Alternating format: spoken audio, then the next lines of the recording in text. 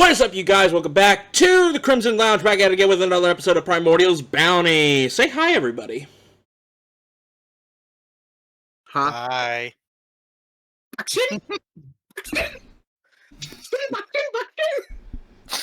Oh, wait, we started already? Damn. Hi.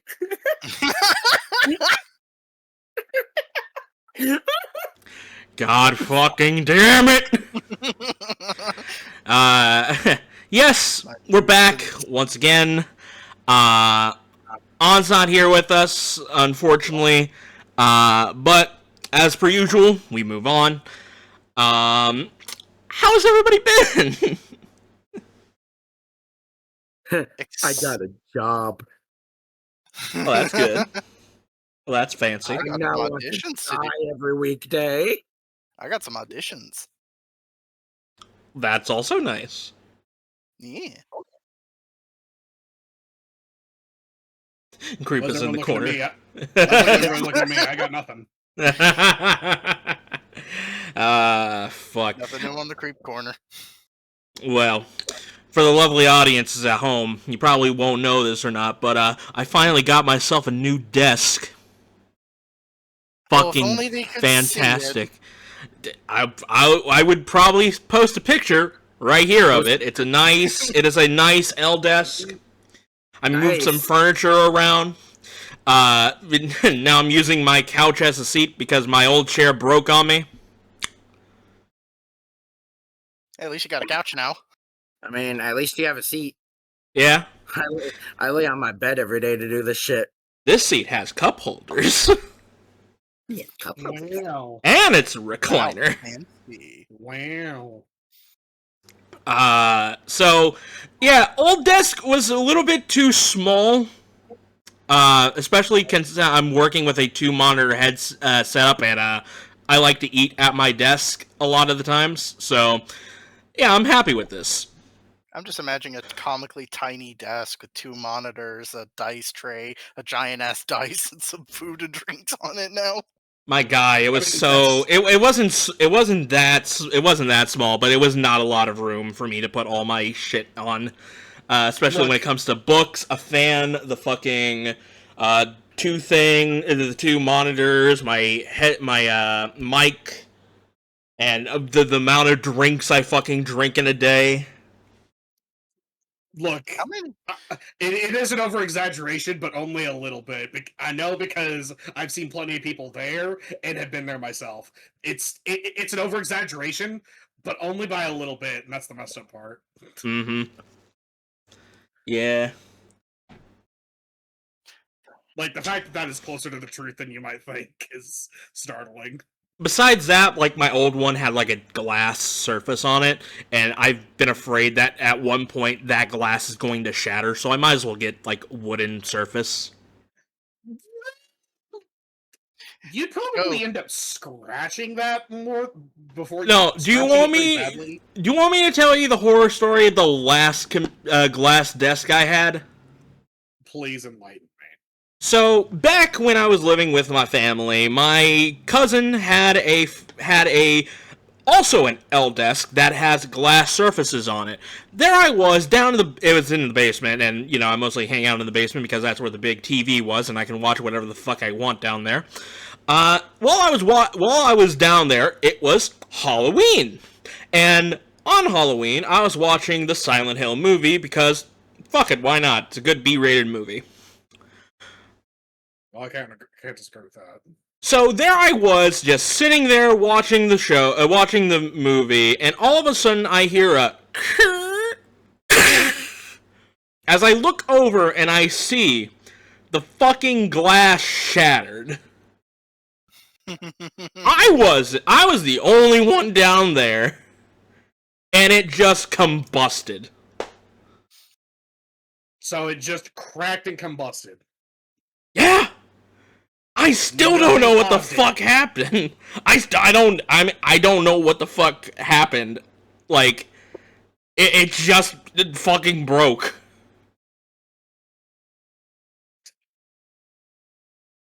And the fucked up thing is, well, it's not fucked up because honestly, it's understandable.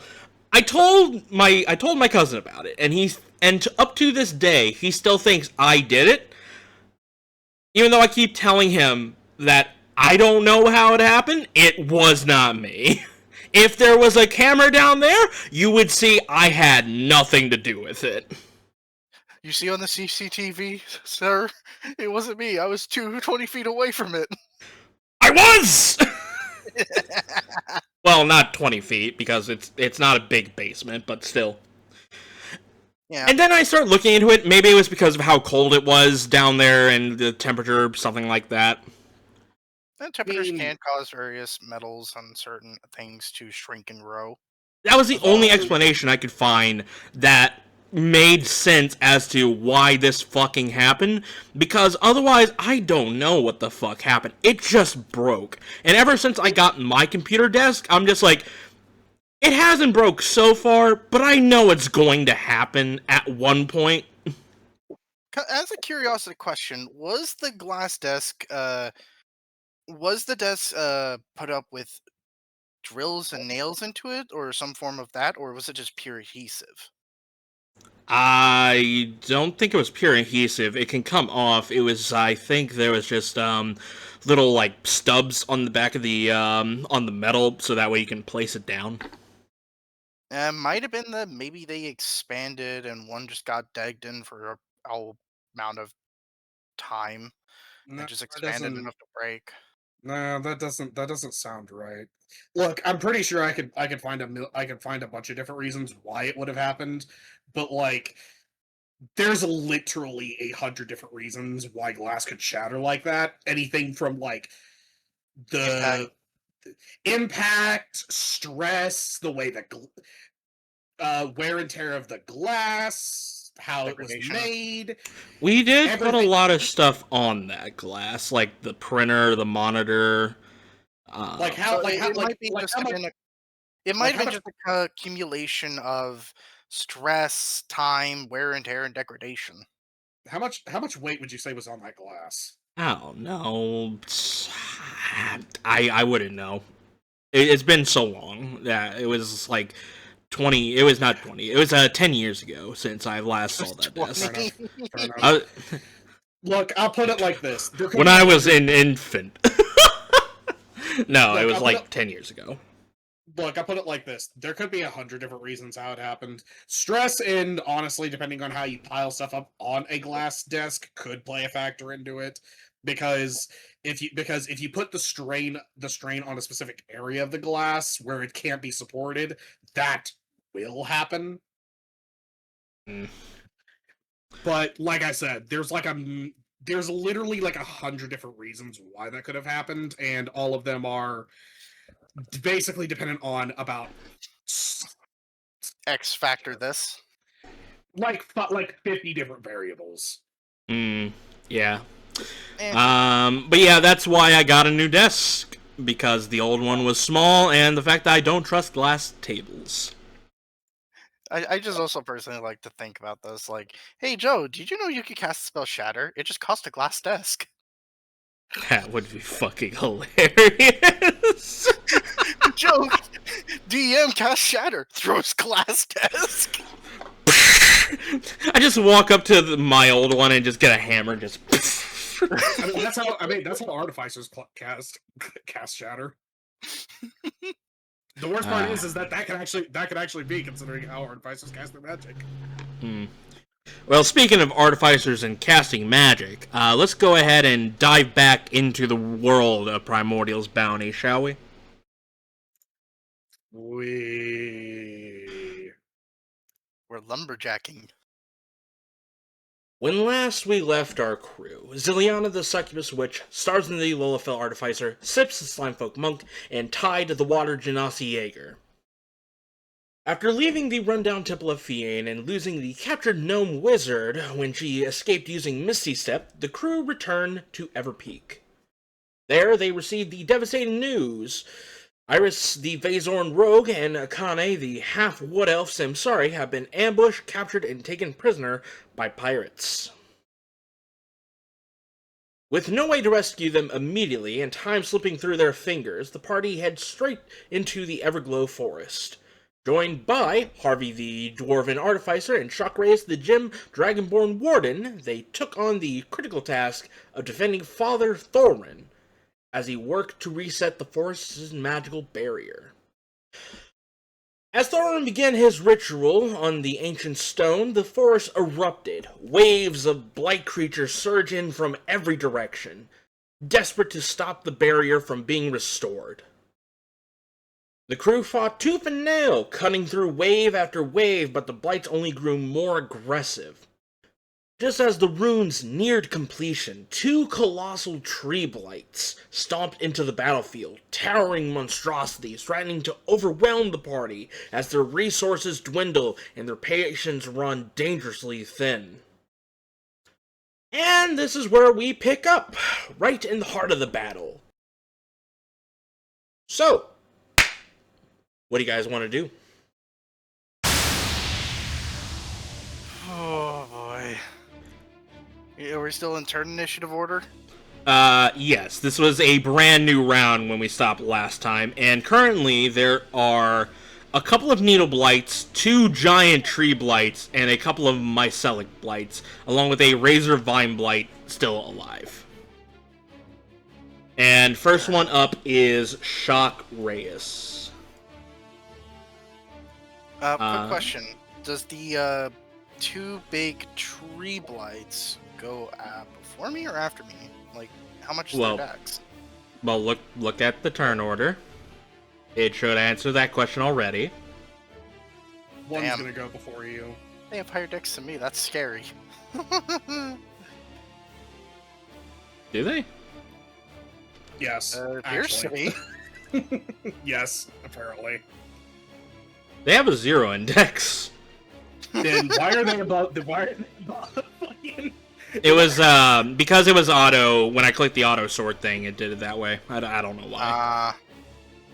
Okay, so you actually do go before both of the tree blights. Actually, this brings up the interesting question. Is one of the needle blights faster than you? I have a 5 in dex, so I highly doubt it. Yeah, no. So, we've been doing that wrong, then, if that's the case. Oh, well. Alright. Alright, Shock Reyes' turn.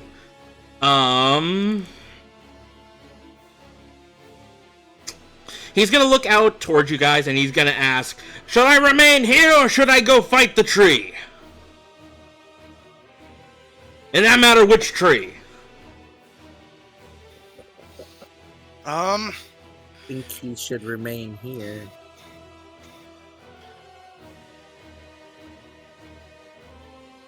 I think he should remain, but the temptation of just locking in one of those trees sounds good. I would basically be telling him to intercept the tree. Intercept my tree, the one that's nearest to me. That one. Yeah, that was gonna be the one I suggest too, because there's like a lot less between that tree and the priest. So yeah, that was going to be mine. So in that case, then, he will go ahead and run 30 feet towards the tree with his new orders, as he's going to go ahead and throw a lightning javelin at the tree blight to do some sort of damage. Actually, wait, no. Well, actually, hang on, let me... Yeah, no, he'll do lightning javelin. It does a lot more damage than his thunder breath. That is a 16. That will hit. As he goes ahead and chucks the lightning javelin directly into the tree blight and dealing 22 points of damage. As the lightning javelin gets stuck inside the tree. Well, nice. On the outside of the tree. He will go ahead and hold up his shield and prepare for it to move forward. Tide, it is your turn. Yep. Oh boy. I also noticed I'm poisoned, aren't I? Yes, you are still poisoned. I think you get a save at the end of your next turn. You were hit with a spore burst. Make a con save. Yeah, at the end of each of your turn, you can make a con save. Okay. So, for starters, I'm going to use one of my... God, it's been a while. Jaeger Rushes for one of my focus points. Get up and close personal with the big tree and the light closest to it. That'll be 15 feet closer. So get up to there. Well, actually there. Going to the one to the left side of the map. I'm going to trust that the tree's not going to have any AoEs or range attacks. I'm going to go after the blight in front of me. I don't remember what kind blight this is. Needle blight. Yes, I want to take care of the range fucker. I'm going to try to take 2 swipes at it. They both will be disadvantage. Fuck. 12. 12 will hit. 8 points of damage. Actually, I'll re-roll that. To 13. Yep. 13. It is still standing. Alright, another pierce. 12 again for 10 points of damage. You go ahead and you strike down at this needle blight as you stab into it, as it falls into a pile of needles on the ground, dead. Range fucker dead. All left is the tree here. And I'm going to use a bonus action to dash behind it. Just using up my focus points and getting more momentum. I'm back down to 2 focus points again. Alright, that's the end of my turn. Okay. Tree blight turn right next to you, Tide. Yeah, I know what I'm doing here. If it goes after me, fuck, whatever. But if it does... Sacrifice yourself for the mission. I'm hoping I'm not. I still have parry. Alright. Starting off, it's going to go ahead and swing its branches around and smack you across the face. Yeah, that'll hit. He comes around and smacks you across the face for 17 points of bludgeoning damage. Ugh, that hurts. But I'm still standing.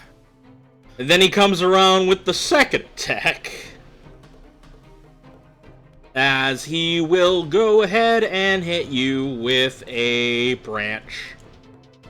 I am going to parry that. Because I don't think I can maneuver my way out of his range. He has reach, doesn't he? Die. I mean, he has branches for arms. I'm guessing he has range. So You both, you know and I know. I'm not going to tell you. Yeah, but I'm doing weapon parry. Alright. As a reaction to being hit by a creature you see within range of a melee holding, you can spend 1 focus point to make a special weapon attack against a creature. An attack does not damage, but instead blocks the amount of damage from the incoming attack roll to the weapon's damage roll. Okay. And I have the ability of Counter Strike, which now adds that damage, which adds half my class level to the damage, which will be 3. And if it does pass through and still hit AC, I deal damage equal to the remainder. Alright. Oh, 21, and I will reroll that damage and add all my momentum die. Same thing on that. That's 3d8. Damn. That is unfortunate. There we go. There we go. Hey! 9. So that's 27? 27, yeah. Oh wait, add 3. 30. So that's 30. Yeah, you quickly block that attack. As you parry the blow, and it looked like it was gonna hit just as hard as the last one. Oh, at least I dealt some damage back to it, right? He'll take 12 points of damage back. Good. Alright. And let's see, does he have anything else? I just pierce through the branches and I break some of them off as I parry it. Oh, okay. He is going to go ahead and use as you block that and he recoils from that, one of the roots from below him is going to reach around and try and grab you. I need you to make me a strength saving throw. Oh shit, strength. This will still be with disadvantage, so here we go. 9. That is a failure. Well, you're already close to it, so there's not really much of a need for it to pull you towards it. But you are grappled. Alright. Could use a hand here! Now this brings up the next thing. It's going to go ahead and use its bonus action because you're grappled. Wait, the root thing wasn't a bonus action? No, Shit. it has 3 attacks. Oh. I need you to make me a dexterity saving throw. Okay, I'm not bad at that. It's not bad. It's not bad. Oh wait, this was the end of my turn. Let me roll my con save real quick so I'm not doing this disadvantage always. Yeah, that would probably be a smart idea. Please, please. Fucking 7. Yeah, you're still poisoned. So, 12? 12 does not succeed. Oh, shit. As it goes ahead and bites down on you, Ooh. dealing 18 points of piercing damage. Oh, I'm still alive! Why I'm at won't 1 you let me HP. die? I'm at 1 HP! Yeah, you're still now Fine. it's the end of its turn. You're fine. You're still alive.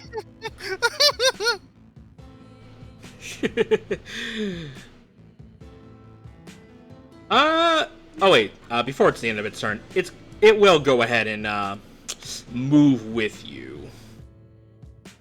Hooray, I'm going for a ride. How far is he moving? Oh, shit. 30 feet. Hey, Chagrius. Could use a hand here. Harvey, seeing the imminent danger that is the tree blight getting closer to, the priest Thalrin. What can he do is the question of the day. Alright, so you see him as he goes ahead and throws a unique bomb that has like a massive energy swirling inside of it. As he throws it directly at the tree blight, as it does, it explodes as it basically creates a vortex in the air as it's trying to suck the tree blight in. It needs to make a con save.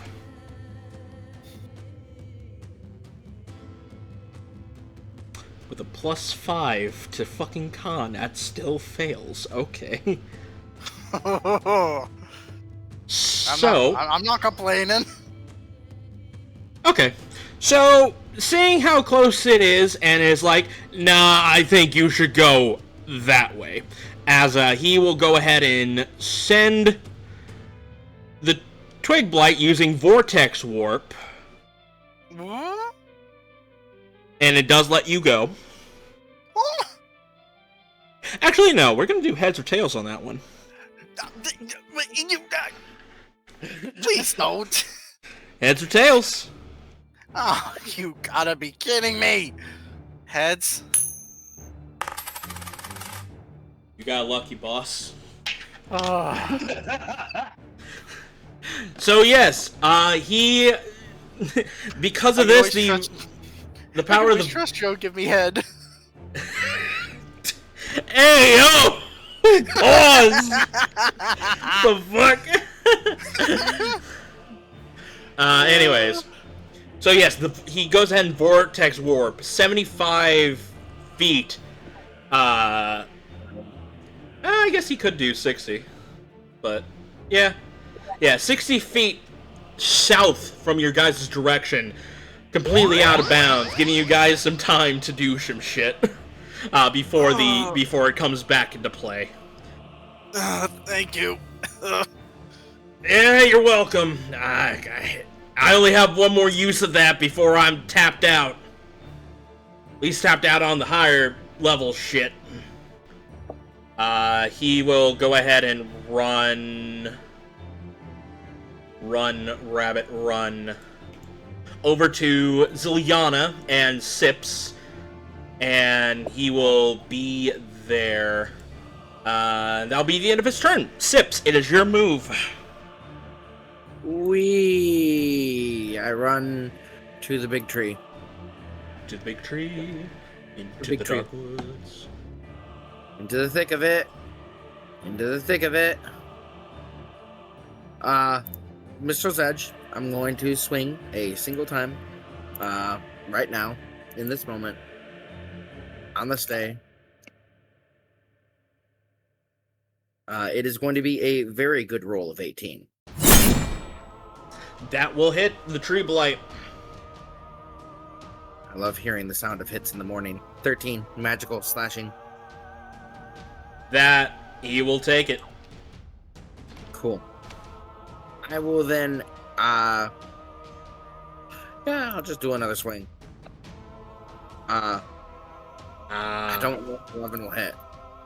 11 will not hit, unfortunately. Very fortunate for him. I will then, let's see, I was like, 30. So that means I 25 movement left. Key points, I got 6. I'll do a single unarmed strike. 15. 15 will hit. I'll do 9 bludgeoning. It's not magical bludgeoning? I don't think you get that until next level, I think. Yeah, I think we've been over that multiple times. I don't get that till next level? No, I'm 6th level. My attacks with monk weapons count as magical for the purpose of overcoming resistance and immunity. It's magical. Alright. Yeah, you go ahead and you punch it for 9 points of damage. I move here. I have the mobile feat. Correct. No, you don't do. get it. I move back towards the center of the circle so that the audience knows what I'm doing. Towards Harvey and Zilyana? Yeah, that's Zilyana. And I will end my turn there. Okie dokie. Alright, it is Twig Blight number 2's turn, as he's going to go ahead and run out from behind cover. And he's going to go ahead and take a shot at... Yeah, it has to be you. He's going to take a shot at Tide. Yeah, you get shot. Right you get shot in the back for 6 points of piercing damage. Me? Yes, you. Shit. I'm down. You fucking run to get your food? I rushed. Yeah. Way to respect the hustle. Anyways, yeah, you are down for the count. Wonderful. Great. Headshot. You escape the jaws of death to only get shot in the back. Got so close, but didn't succeed.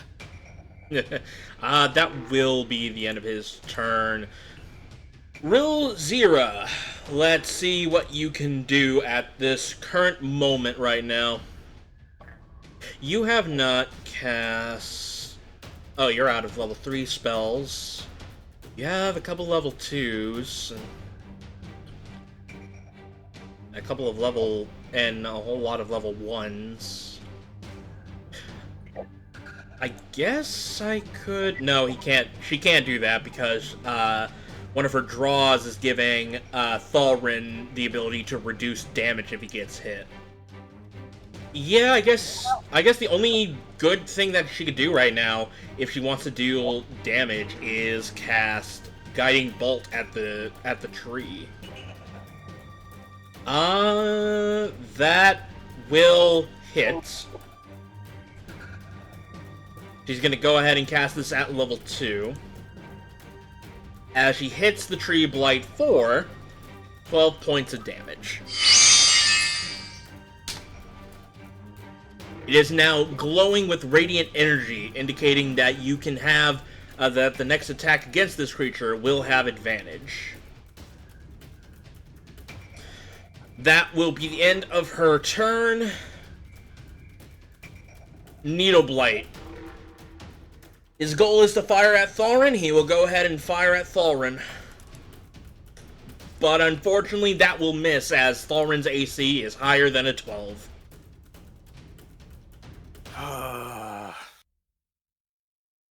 It is now the Mycelic Blight's turn, who is currently restrained from the webbings of the giant spider. That's good. Due to that, he is going to go ahead and use one of his abilities, as Mycelic Blight goes ahead and use Toxic Spores. As he unleashes a cloud of spores in a 15-foot radius.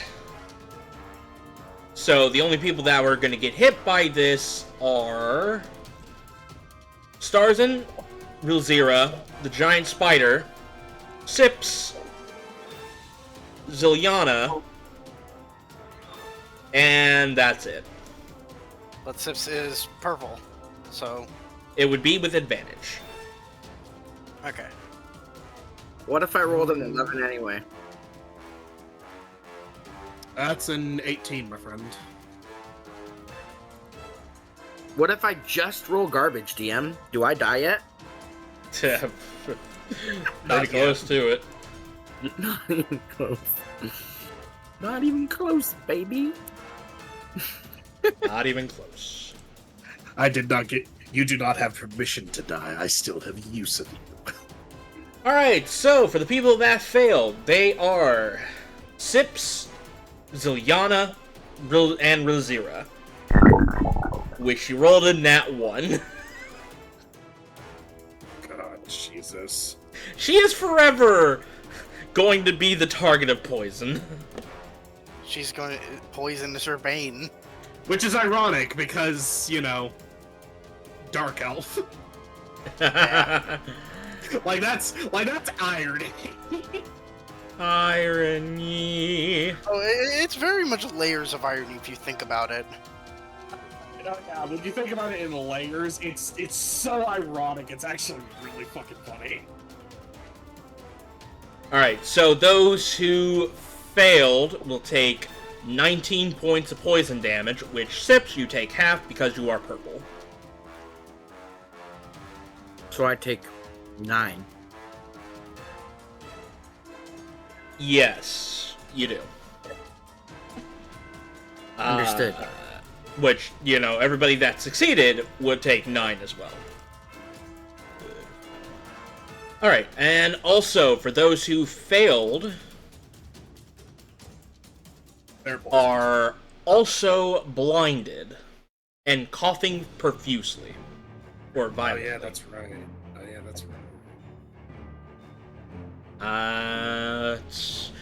I mean, technically speaking, you did fail the save, so I feel like you would still be under the effects of the blind and unable to speak condition, as well as Sips. And with that, that will be the end of its turn. Starzin, it is your turn.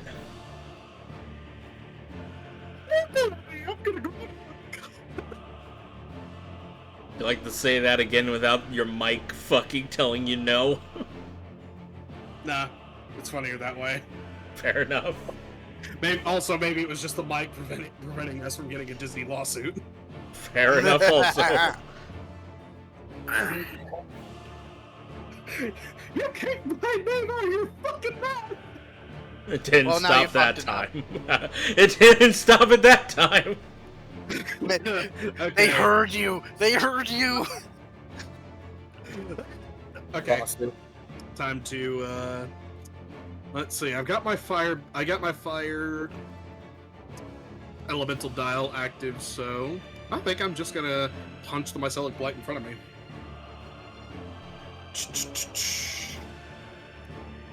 Where's Fisty? Here's Fisty. That is a punch. 22 to hit. Yeah, that'll hit. And that'll be 15 points of fire damage. How would you like to kill this thing? I just imagine, like, I use my fist to just raise it, to toss it up a little bit, and then just, like, punch it out of the air, like, towards the fucking, tree. You go ahead and you punch it as the flames burst around it as it lands onto the tree and falls down before its feet, dead. Alright, that was one attack, so let's... Yep, I'm gonna move 20 feet towards the Needle Blight that shot at Thalrin, and attack it! With my second attack, which will be a 17 to hit.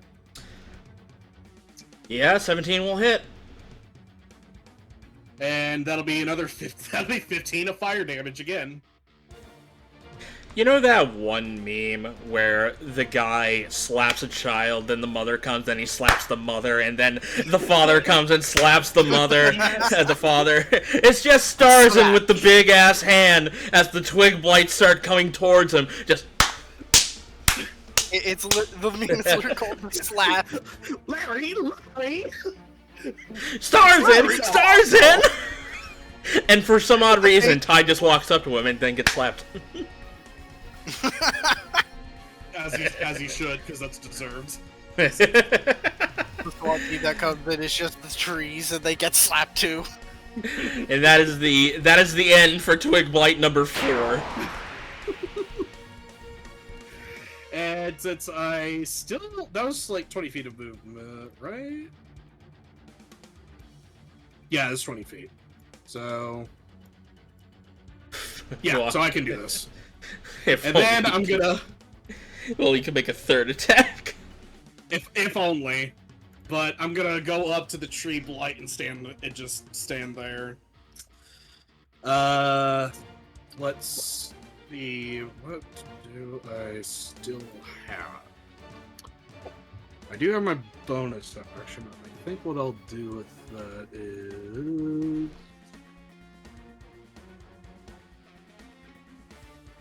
Yeah, I think I know what I'll do. I just need to get that sheet ready. I will use my bonus action to command Rivet. Remind me how far the bombs can be thrown. To a max of 30 feet. Okay. What was the range of magic missile again? 120 feet, I believe. Okay. Okay. Okay, then I can work with that. Because if I have him go right here... Right where? So if I have him... give me a minute. Fair enough. Yes, okay, that's perfect. Okay, so what I'm gonna have him do is travel 30 feet towards the altar, but he's just south of it. And I'm going to have him cast... use one of the scrolls of magic missile and cast it at the other Needle Blight. Alright, roll me that intelligence save. Or that intelligence check, sorry, not save. What did I get? That's a 19. You cast the spell. Go ahead and roll 3d4 plus 3. That's 11 points of damage. Alright, you go ahead and you command Rivet to cast Magic Missile, and for the first time ever, it finally works as 3 magic missiles spring forth from the scroll and hit the needle blight for 11 points of damage. It is, however, still up. I'll take it. But just barely. It's still standing. I'm still standing here. And that will be the end of my turn. Okie dokie. Zilyana. She cannot see, she cannot speak. Meaning she can't give verbal commands to neither the giant spider or Stitch. So they'll just keep acting what they did before? If not dodge? Stitch will continue his flight path around, and the giant spider, I don't think... Well, it would just take the dodge action because his original target, the Mycelic Blight, was killed.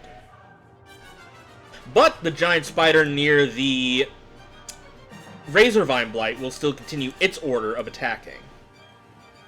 So, it will go ahead and take a nice meaty bite out of the Razorvine Blight, with a 22 dealing just enough to kill the Razorvine.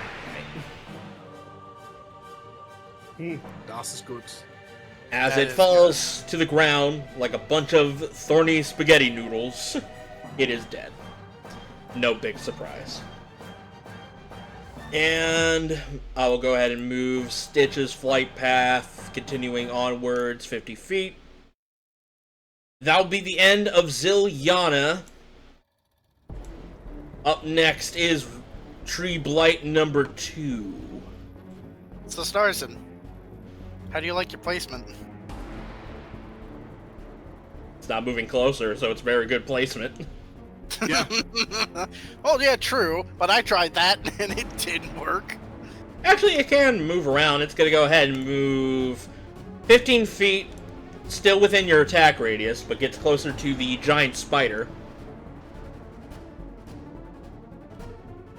I mean, when you think about it, it's still good placement. Even though I don't have even though like there's a good chance it could wreck me, I force it to use its action economy on me.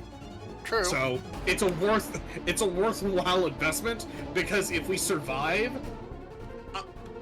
then we don't have to worry as hard. So first thing it's going to do, it's going to go ahead and slam down its branches on top of the giant spider, crushing it. No surprise there.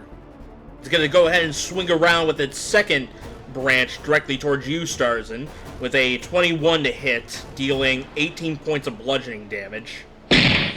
Just barely. 18, you said?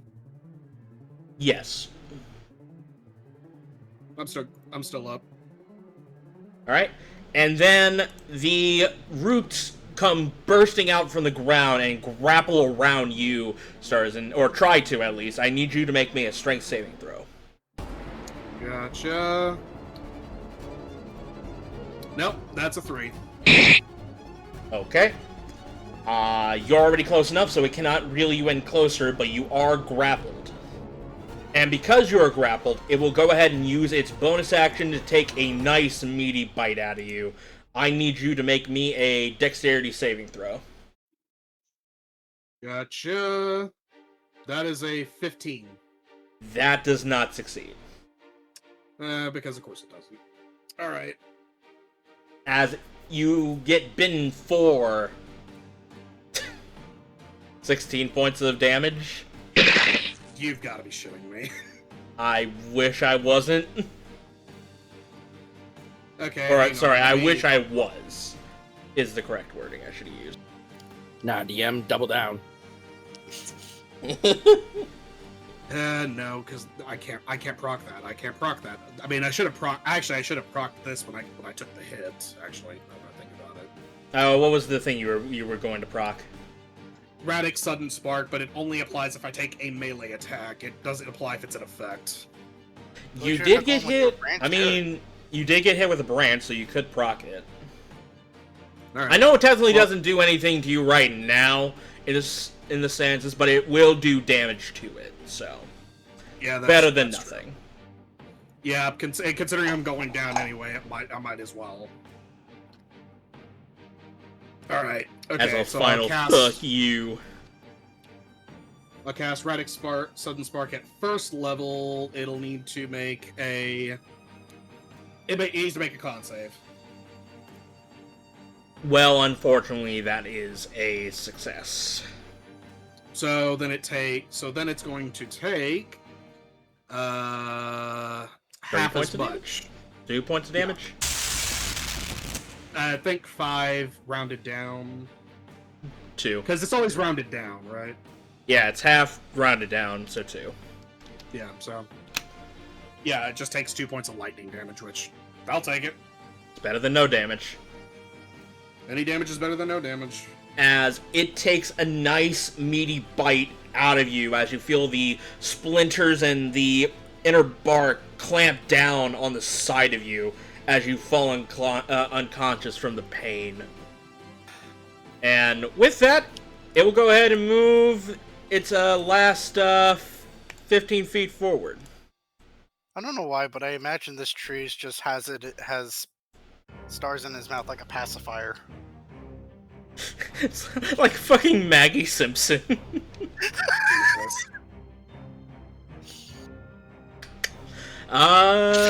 Shockray is seeing the tree blight going straight towards our dear friend Mr. Thalrin, but you are down. Meets with a conundrum here. So I'm gonna see how smart Shockray is. Yeah, I mean, none of us can give him orders. I mean, there's a lot of people blinded. Oh yeah, that's true. Well, yeah, that's true. I guess Harvey could. Harvey's the only one that actually can. Harvey is the only one who can. Because Tide's down, I'm down, the other 3 are fucking poisoned and coughing profusely and can't speak. Alright, I'll say that as a success. He's gonna go ahead and start booking it towards the giant tree. He will... Would it be a good idea for him to use his dash action to get up there so he can block his path? Yes. Yeah, he will go ahead and use the dash action to make his way over to the tree blight and getting in enough space to where it can't move forward. Or at least it would have to go around him in order to proceed forward to Thalrin. Honestly, if Shock was able to use his ability, he actually could. He would actually have to force the tree to take the disengage action. That actually does bring up the question, can he use one of his abilities right now? That depends on if that particular ability is a bonus action or not. Are you thinking of Warden's Grasp? Yes.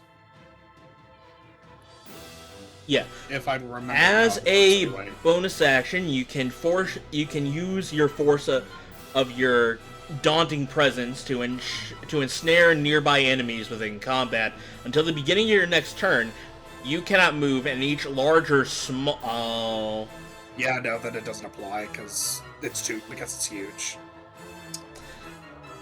Damn. Let's see here. It's still... Well, technically still it blocks the tree, so I guess the job done that way. Let's see here. He has Warden's Mark, which you use your bonus action to mark a creature that you can see within 30 feet. While the marked creature is within 5 feet of you, it has disadvantage on any attack rolls that doesn't target you. That doesn't target you. The mark lasts for 1 minute or until you mark another creature, become incapacitated or die. Yeah, so basically that could work because it pulls aggro. Mm-hmm. Not to mention it pretty much prevents any clear hits of hitting. Yeah, it's probably the best option.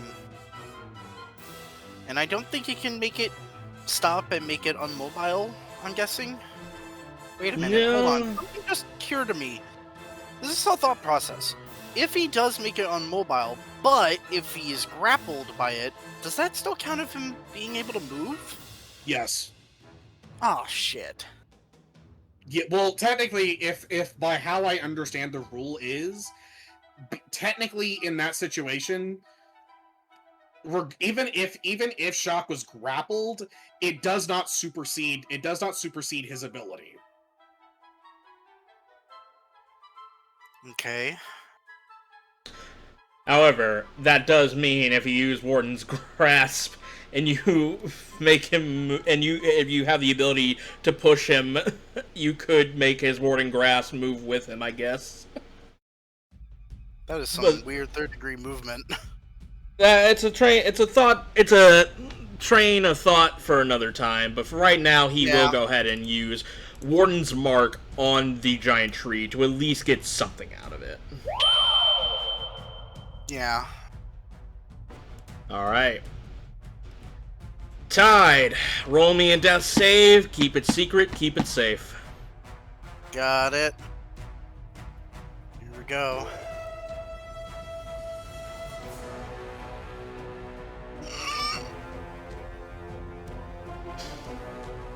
Well, that doesn't sound very secret, now does it? I'm sorry, it just happened. I'm not saying what happened, but I'll probably cut this out, but goddamn it, boss! Boss, it was never play poker. Fuck it. Never played poker. I know. I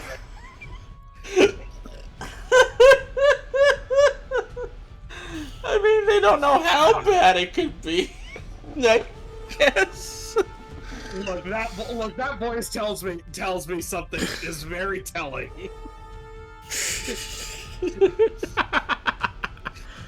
Fuck me, man. It'll be cut out regardless, but that's funny. Regardless, let's continue. God, You know what? Can I at least see if I'm no longer poisoned? Yeah, go ahead. You never know, there might be a bright side to this. 12. I don't think that undoes it. No, it does not. Okay. Okay, I believe you. Alright, recenter. Alright, moving on down the line to the second tree blight as it starts making its way, taking the dash action to move forward. It will go ahead and move the full 60 forward back to at least where you guys were originally. Up next is Harvey. Let's see, what can he do? What can he do? What can he do? Nothing. We die. GG's, guys. That's the end of the campaign. The One Piece was not real. He can use Vortex Warp again. But then he's out of it. If he uses it again, he can use it on the tree blight that's right there, causing it to move back 90 feet backwards, giving you guys space to do things. Or he can start doing damage to the tree blight. That's a really tough question because we might actually need the buffer to pick people back up, but Yeah. at the same time, we really need damage because we have to shred one of these guys down. Oh, you know what? He can go ahead and throw one of the tree blights onto an explosive bomb that you guys planted. Oh, yeah, that is true. There is some. Wait, yeah, this way. The bottom right of the map. Yeah. So it has a now direct line towards the other. Correct. He will go ahead. Yeah, he will go ahead and use Vortex Warp. As again, he chucks a ball with chaotic whirl-pulling energy as he throws it, hoping that he will fail this con save. And he does! As he gets warped perfectly 90 feet as far as he can down to the other side of the map. And because of that, he will go ahead and use his bonus action to cause the bomb to explode. And if I remember correctly, I think this was a normal bomb or an incendiary bomb. Oh, it's red. It was a regular bomb. So yes, he will go ahead and if you can, there you go. So Harvey, bomb, lamp oil, bombs, rope. It is yours, my friend. Oh, for the right amount of rubies. Let's see here. He needs to make a dex saving throw. A dex saving throw. A dex saving throw. It's a big off fucking tree. But the lamp is mine. That is a failure. He will take some damage. He will take 2d10 points of fire damage. Dealing 16 points of fire damage. So with that bomb is gone. Harvey has used his action and his bonus action, and that is all he can do. Sips, you are blind and you cannot speak as the spores are coughing in your lungs? Question mark. Lungs? Question mark. I don't know how the anatomy of a slime person works or how the fuck it speaks, but oh well. I will do an active perception check. Using hearing. Okay, so that would I think that would just be a regular. I think you could just do that with a regular perception check. 11. What do I hear, DM? The sound of gnarling and mashing wood from the south and southwest of your location. I will run towards the one to the southwest. Says it should sound closer. It should sound closer. Yeah, I'll allow it. Okay. Now I am blind. I do not know how close I am. Do I still have my action? Well, where were No. you? You were right here? Yeah. So, how far would you run first before you ran into it? You would probably run up to here and then you would smack your face into the tree, correct? I am running with my sword sticking out in front of me. How about that? We're going until we hit something. Okay. The attack roll will still be made with disadvantage. Perfect.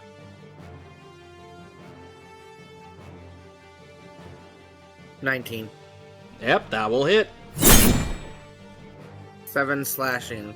As I hit this thing, I'm going to swing again with disadvantage. Yeah, that's kind of sick. 16? 16 will hit. Cool. 6 magical bludgeoning. Okay. And then I will take the dodge action using my bonus action, please. That is doable. You go ahead and you take the dodge action. I need you to make me another con save with advantage so to see if you can shake off this effect.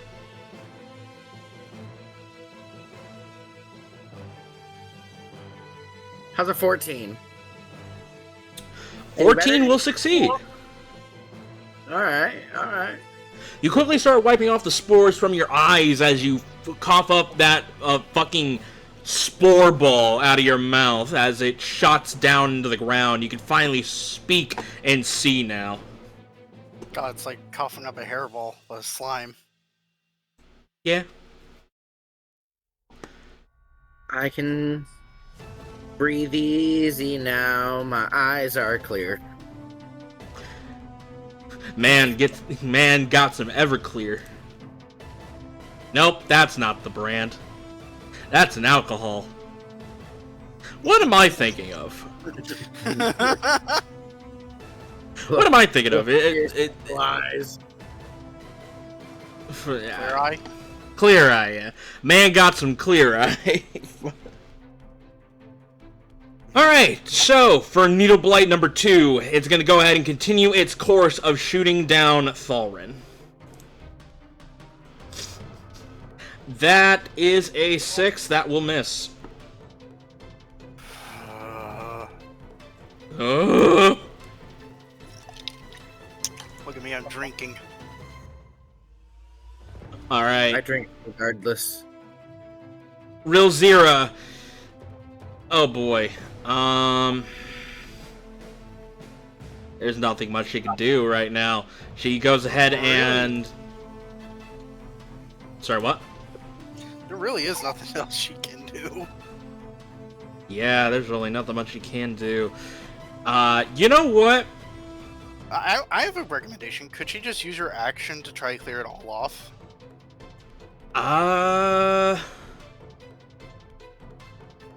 She can. I mean, she might. Hang on, let me look at what I wrote down for this. I didn't write it down, but I'll allow it. Yeah, she's gonna go ahead and take her action to try and wipe it off. I'm gonna give her another con save. Essentially, this would just give her 2 con saves if this fails. Okay. Like, advantage. No, that's a failure. Yeah. Alright, that would be the end of her turn, meaning she does get another one. Fucking finally. Alright.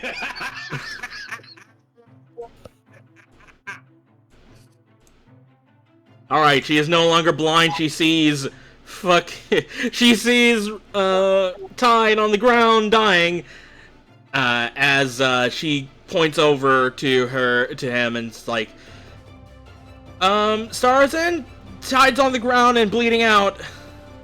She looks over and sees me in the same position. Yeah! Oh! Oh, Oh, no! You totally forgot I was also down. I also forgot. Yeah. Speaking of which, Starzin, roll me a death save. Keep it secret, keep it safe. Mute your mic! Mute your mic! What are you talking about? I have a better poker face. Oh, no. Blood for the blood god, skulls for the skull throne. Alright. Alright. Oh, fuck. Alright. Okay. Oh, God. Alright. Corn cares not from where the blood flows. Maybe this was how it's supposed to end. Alright. Everything brought us to this moment. He will go ahead and yeah, Starzin here. There. Zilyana will go ahead and do the exact same thing as well. Use her action to try and clear up the sight and blindness from her point of view. That is a success. Thank goodness.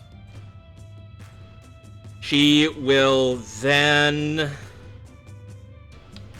I think... She will then go ahead and use her command to command Stitch.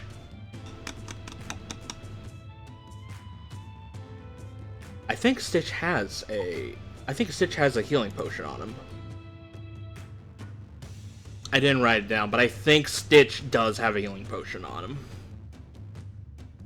He will go ahead and... So, Zilyana will go ahead and use her command to have Stitch fly over to Tide and use its action to give him a healing potion. Or to make him drink a healing potion. Yay! So Stitch will go ahead and fly down, uncorks the bottle, and shove it, and swirls it, and shove it down your throat. Drink, you bastard, drink! Drink, you son of a bitch. You get healed for 6 points of damage, or 6 points of HP. Not damage. That's something else entirely. I'm stressed. We all are. Some of us are here. What are you talking about? Just don't be invested. I knew this was what was gonna happen the entire the time. bottle and just.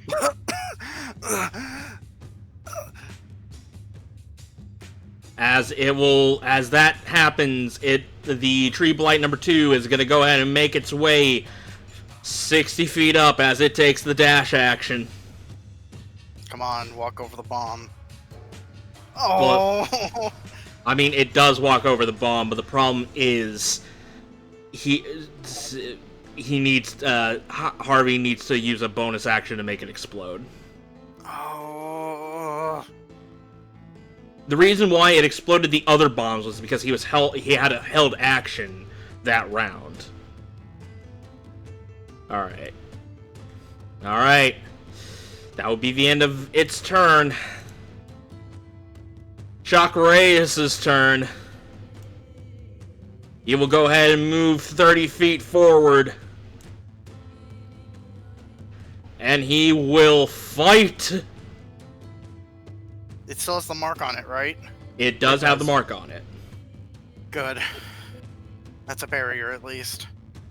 2 swings, and one of them is a crit. Yeah! Swinging down, the first one dealing 12 points of damage. 10 of it bludgeoning and 2 of it lightning. As the second swing comes down, dealing 11 points of bludgeoning and 9 points of lightning damage.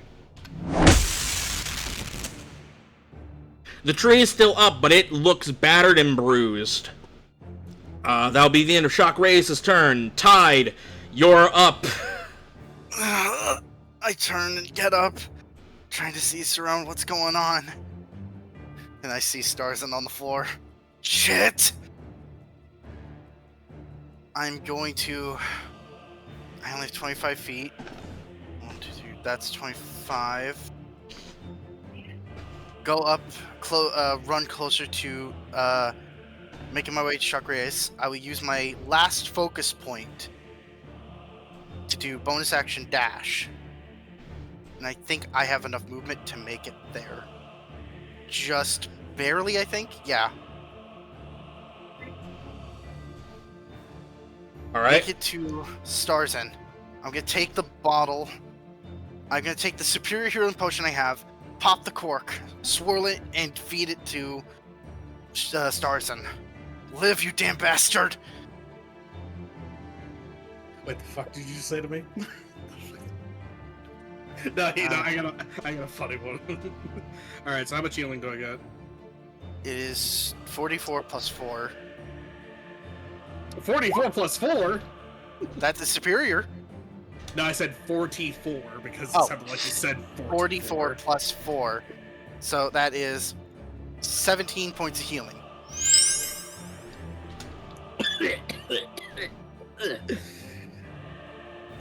Wait, what the fuck did you just say to me? Get up! We have trees to burn! Okay, Keanu. I don't know. I think I have out of movement. I think I might only have just 20 feet left. And I got no more actions. I got nothing else I can do. I'm out. I'm done. Alright, so you go ahead and you bring back Starzin from the brink. Yep. Roll me a con save because it is the end of your turn. Yep. Come on, you just gotta beat a 13. There 16. we go. Thank goodness. All right, you are no longer poisoned. Finally! It just took a near-death experience to do that. It is Tree Blight number 1's turn. As it will go ahead and make its attacks against Sips. You are so fucking lucky.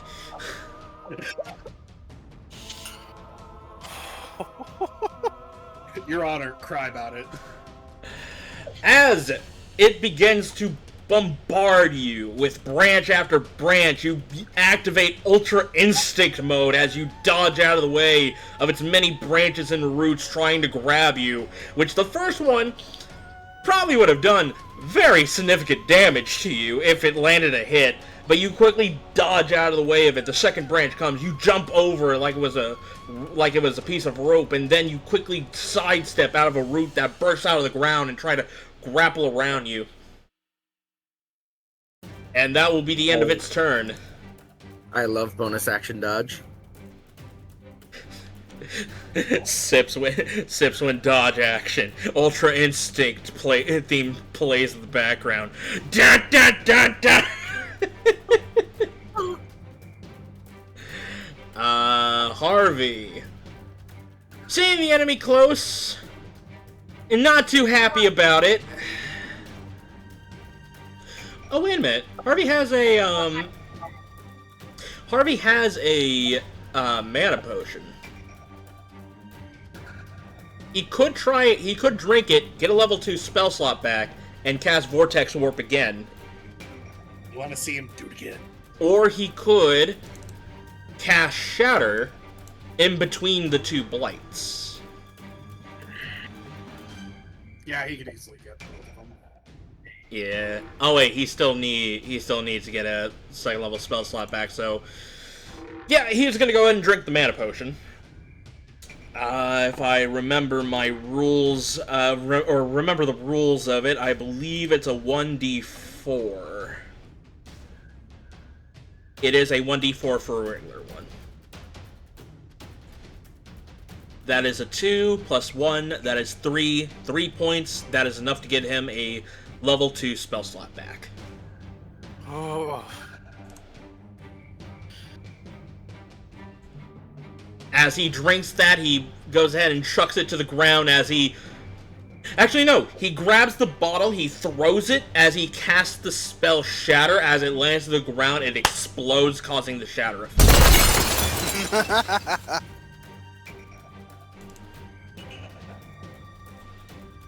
I must say, switching Harvey from Alchemist to Artificer was probably the best call I've made. Alright, so these two need to make a con save. Unsurprisingly, they both succeed. But they still take damage. How much would that be? Half... 7 points of damage. Alright. Harvey that will be the end of his turn, unfortunately. Actually, no, he's gonna use the rest of his movement to get behind it, so that way flanking can be done. Sips, it is your turn. Alright. I desire violence. I crave for violence, Father. Father, I crave violence. Brother, I want some oats. Father, I desire oats. Anyways. Brother, I desire oats. 21. 21. 14. Yeah. I continue going.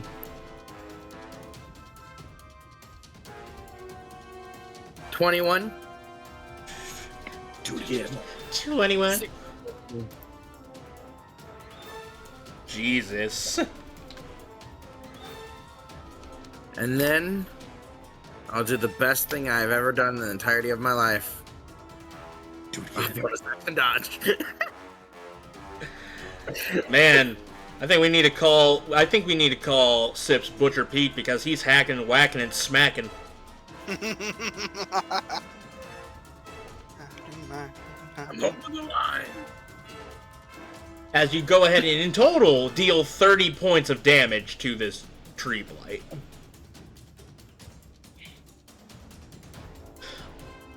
Although, I'm surprised you haven't tried to push it back. to get some buffer, but it's fine. I may eventually when I need to. But you don't need to right now. I'm just trying to hold the line right now. If it keeps attacking me, it's not attacking the priest. Well, speaking of attacking the priest, the Needle Blight's turn. That little... And it misses. Oh, that thing's gonna give me an ulcer. The thing is, even if it hits, the reduce of damage that Rilzira gave Thalrin would negate the damage regardless. Okay, I forgot the reduced damage was still in effect. It's the equivalency of this Twig Blight rolling a stone uphill, trying to hit Thalrin. However, he still got hit by an attack and must make a concentration saving throw.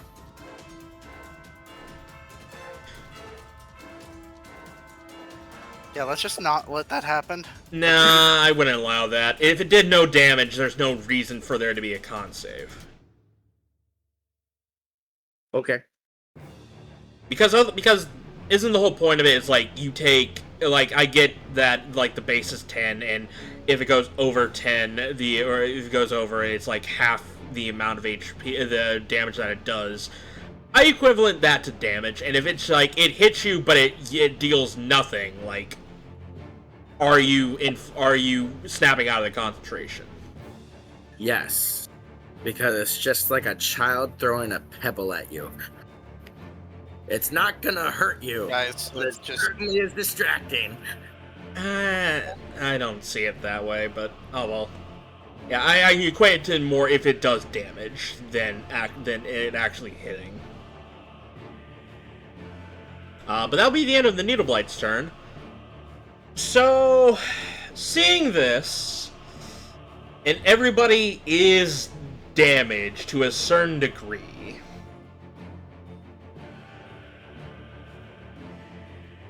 Some more than others. Some more than others, yeah. Some less than others. Rilzira will go ahead and cast a spell. She will go ahead and cast, let's see here, what do you have?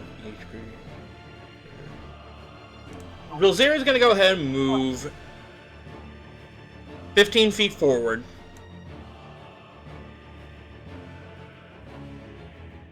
And is going to go ahead and cast the spell Cura. As a pulse of curative energy within a 20-foot radius sphere around you. Each creature in the affected area regains a number of hit points equal to 2d6 plus your spellcasting ability modifier. That's a good spell. That is a good spell. As everybody, including you, Sips, will get 10 HP back. What if I only get 9? Well, that's not too fucking bad. You're getting 10. But what if I can only get 9? Well, then you get 9 points of HP. It's not that hard of a concept. Alright, so she will go ahead and move 15 feet backwards so that way she can stay out of the fray, and that will be the end of her turn. Alright. Starzin! 2 tree blights remain. And a twig blight. Yep. Oh, don't worry. I've got plans for that twig blight. Okay, I'm going to stand up. And I will be using my action to cast Cannon Blast. So, let's see. Which one has sustained more damage? The one that you're pointing at right now, Twig Blade number 2. This one? Yes. Okay. Or Tree Blight number 2. Alright, so I will cast Cannon Blast, and I will launch myself at the Tree Blight, as per the spell's description. Let's see. You fly up to 60 feet in a straight line, stop at the first creature you contact. You can choose to make a melee spell attack against the creature, hitting with a magic barrier. That's a 13. 13 will not hit, unfortunately. Well, yeah, fuck. Okay, well, that's a... Hey, Sue! That was not what I was hoping for, but you know what? It's fine, because I still do damage. Yeah, fuck we both. So that will be half as much damage because I missed. So 5 plus 3, 5, 6, 7, 8 points of damage. 8 points total. Damage is damage. Hey, at least it's something. And because of that, I end up right there. Alright, as you rocket forward with a punch. Miss, but I still get him with the blast. Yeah. Alright. And with my bonus action, I will have Rivet wander over yonder, past away from the Tree Blights towards the Needle Blight, and I'm gonna have him. Yeah. Did he disengage? He's in the air. He's 30 feet in the air. So if these creatures are that, unless you're telling me he actually has those fuckers have the range. Yeah, they do. Kill yourself. So here's the thing. They are, by technicality, 15 feet tall. And from their branches, which would be up there, they have a 15-foot reach. Okay, so you're telling me their branches do actually reach 15 feet? Yes, they have a reach of 15 feet. God fucking damn it.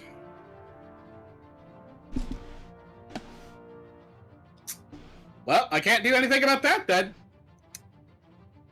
Well, that's not entirely true. I could. Do I waste it just to get rid of that fucking blight? What is the blast radius on painkiller bombs? Like, I think the same as the other ones, like a 10-foot radius. You're sure? Yes, I am sure. They all pretty much have the same radius. Okay, so if I do that... Because I know me and Tide are missing health. What about Zill and... Yes, they are missing health. Okay, so then that's actually not a bad idea. Yeah, and I can do that. Okay, so I'll have Rivet throw one of the painkiller bombs in the center of... right in the middle of Zilyana, Rosira, Tide, and myself.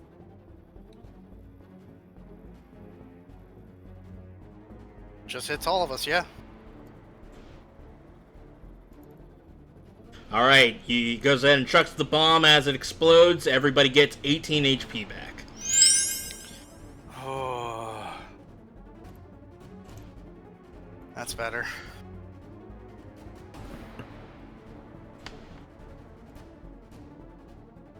And now that's the end of my turn.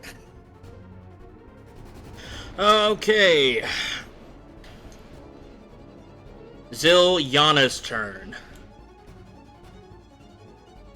Zilyana will go ahead and cast... You know what? She's also going to cast Shatter. Because fuck these guys. She will go ahead and cast Shatter at 3rd level.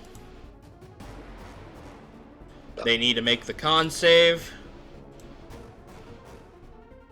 They both failed!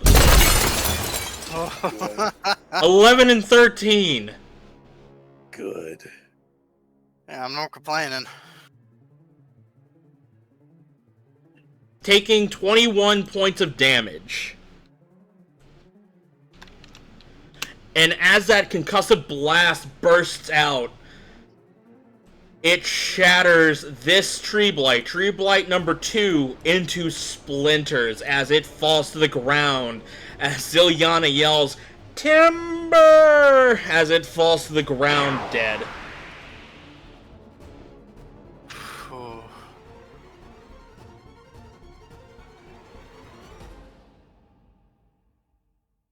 And as that happens, she's going to command her giant spider to fight the final tree blight. Fight it. I don't know if it will work. Eject it with venom. Now they can take poison damage. That is a hit. As the giant spider comes in and rams it with the fang and knocks it down onto its feet as it starts tearing into the bark and flesh of this tree blight as it also falls dead. Double kill. As it will go ahead and have Stitch go forth and attack the needle blight. I swear, if Stitch kills the needle blight, Oh, he I think will. I know what you that, think I'm gonna say.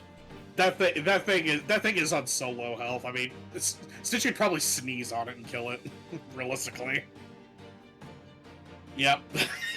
That's gonna fucking hit. Yep, 11 points of slashing. Yeah, it's 11 points of damage as Stitch comes in with the fucking roundhouse kick, knocking the twig blight, or the needle blight, to the ground dead. Triple kill. My God, JR, I've never seen a Stitch came in with a steel chair. That needle blade never saw it coming. Triple kill. Fucking, yeah, it was! Fucking summoner classes, man. Oh, baby, a triple. Oh, baby, a triple! Oh. As that happens, as the next round comes, you hear the sound of more rumbling as you look out into the woods, as you see more roots and vines and needles and blights start emerging from the timberlands and start making their way forward, getting closer to you. And as that happens, Thalrin yells out, I suggest you brace yourself. This is gonna be a big one. As As the priest's voice reaches its final incantation, the 30-foot stone sphere hovering above the pedestal, or the platform, shudders. Its runes, once burning a furious red, now a deep, bell-like tone that thrums in your bones as the color snaps to an ethereal blue. The hairline crack of light splits the air around the sphere and erupts outwards. The ring of sapphire radiance tears across the snow like a tidal wave, lifting frost, bending the pines, and carving a perfect circle through the storm. Wherever the wave passed, the blight seizes, splinters, and falls to ash. Their corruption unspooling into snow, into the cold spark that winks out before they could touch the ground. The shockwave races a mile in every direction, leaving the forest clear and breathless.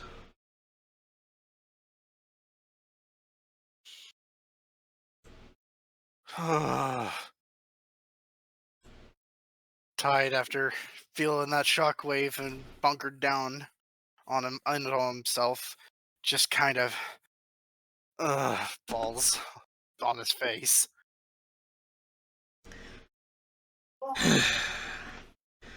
And as that happens, we'll take a quick break. We'll be right back after this. And we're back! Alrighty then.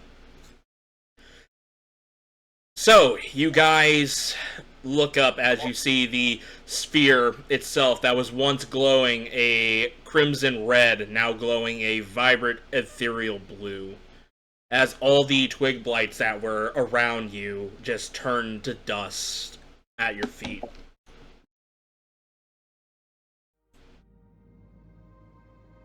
That sounds like a good thing.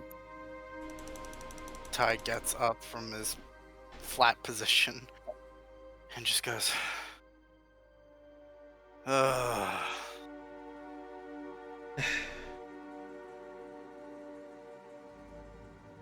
barrier's complete. Now we can go on to the temple. Good. When did he get a southern accent? He's always had one. Okay. Starzin's just kind of shake, like, you know how, like, when after someone's been in a rough fight, they shake their hand, like the wrist kind of thing? Mm-hmm. Yeah, that's just kind of what he's doing with his metal arm. Still on fire, by the way. Can you turn that off? Or is that permanent? Don't worry, your little Leviathan head, it'll go away. Alright. Follow me. We'll make it. Just follow me. I'll escort you guys to the temple. While walking, I have one last ooze potion. I hand it to Tide. Ty just takes it.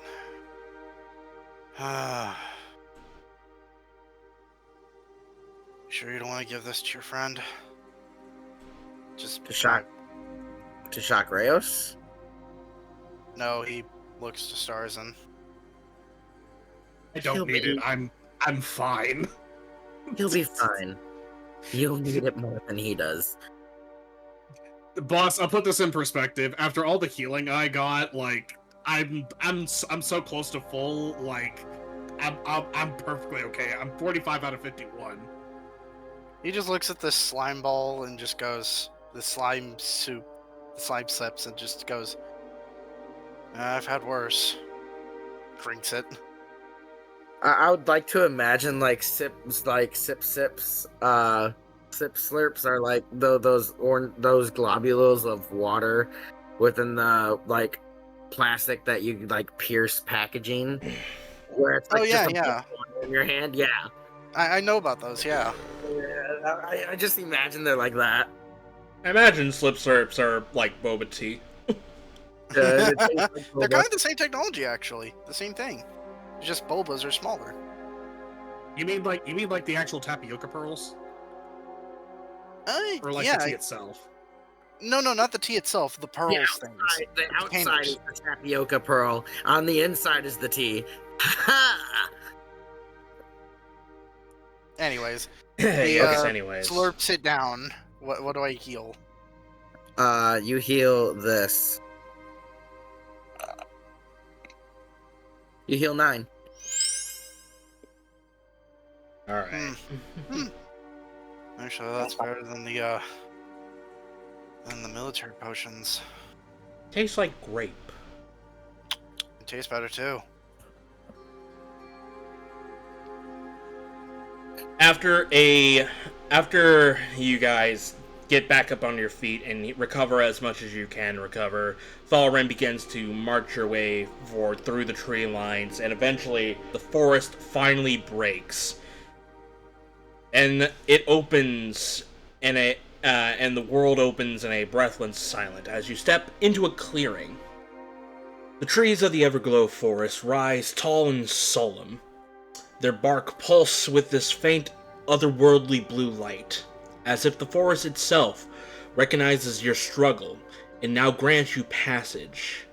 Beyond them, the Everglow Lake lies calm and luminous, glowing with the same blue radiance, a mirror of liquid light that casts shimmering reflections into the fallen snow.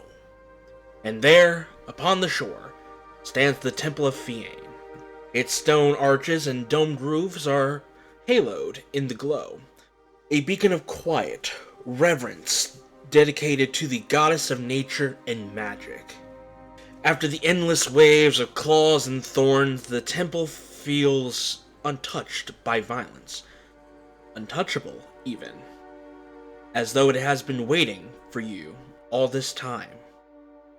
You stand at the edge of divinity itself. You know, this is actually quite pretty. Beautiful, even. Never seen anything quite like this before.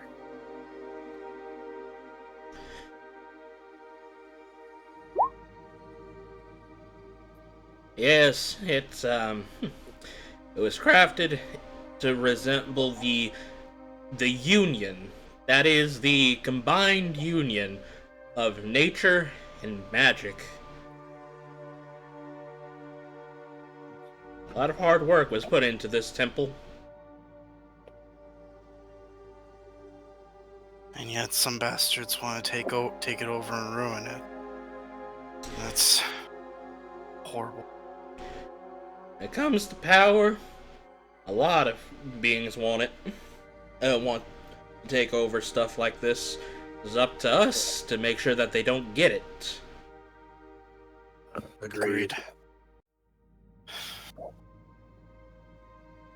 So, how about we knock on the door and see if we can get in? Yes, you go ahead and you walk up to the entranceway to the temple. As you do, the great doors of the Temple of Fianne groan open. Their frost-rimmed hinges strain as you step into the world bathed in silver light. The glow from the Everglow Lake filters through tall crystal windows, filing the interior with shifting patterns of blue and white.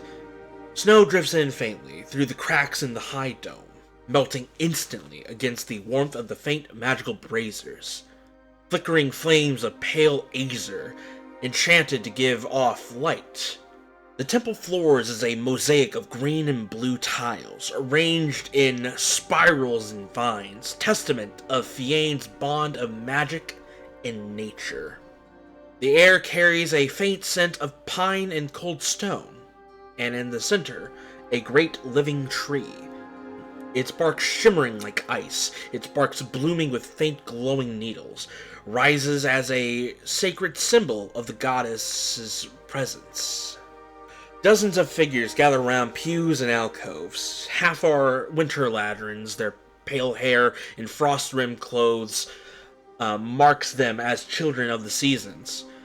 Roskaliaths sit stoically at the edges, their massive frames hunched in to fit beneath the arches, guarding the others like silent pillars. Silver and white dragonborn kneel in prayer, scales catching the reflective glow of the lake's light. Ice genasties with their crystalline skin murmur soft hymns, their voice like a chime of icicles. The rest are winter fae, a scattering of sprites, pixies, and snow spirits, leading the halls and air both mortal and otherworldly. Despite the hope still alive in their eyes, weariness clings to them.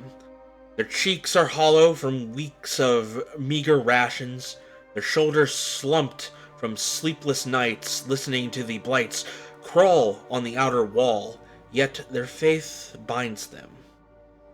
A thin thread of devotion that is held strong even through the sieges. At the far end, beneath the great living tree of the temple, stands the High Priestess, an ice Jossie whose presence seems carved from the very hearts of the winter itself. Her skin gleams like polished frost, smooth and faintly crystalline beneath the temple's glow. Her hair, a cascade of silvery white, with streaks of faint blue, frames a calm yet commanding face. She wears robes of a deep blue and silver, embroidered with curving vine patterns and runes of nature's power. A clasp shaped like a snowflake holds its mantle. Despite the weeks of sieges and strain, she carries herself with calm dignity, her voice firm yet soothing.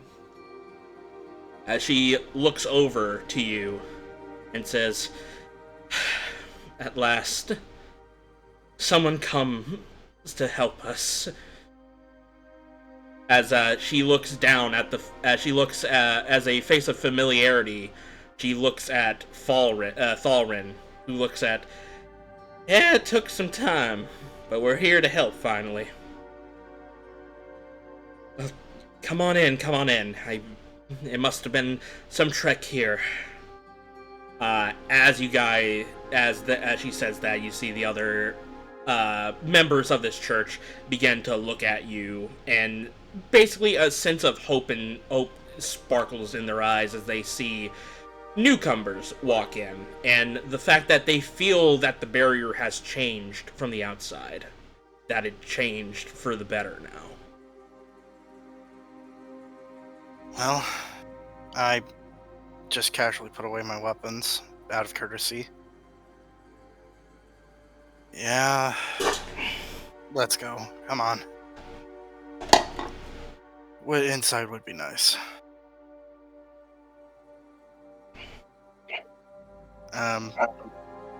Ty just goes along in with the rest of them.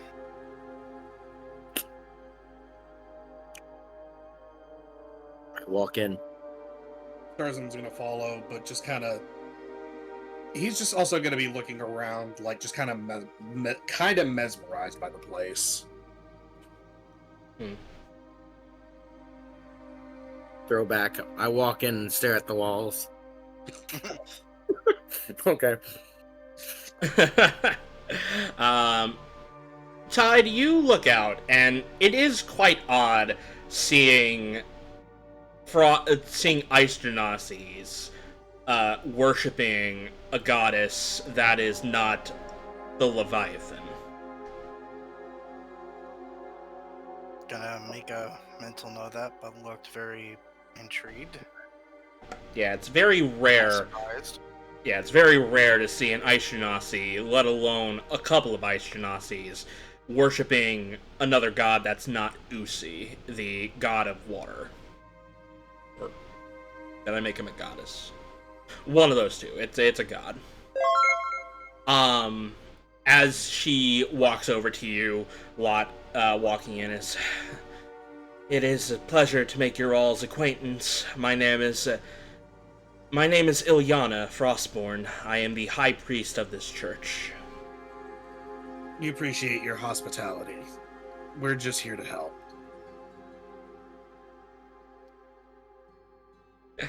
Zilyana would point out, like, "Hey, that's like my name, but without the Z." I'll be damned, I think she's right.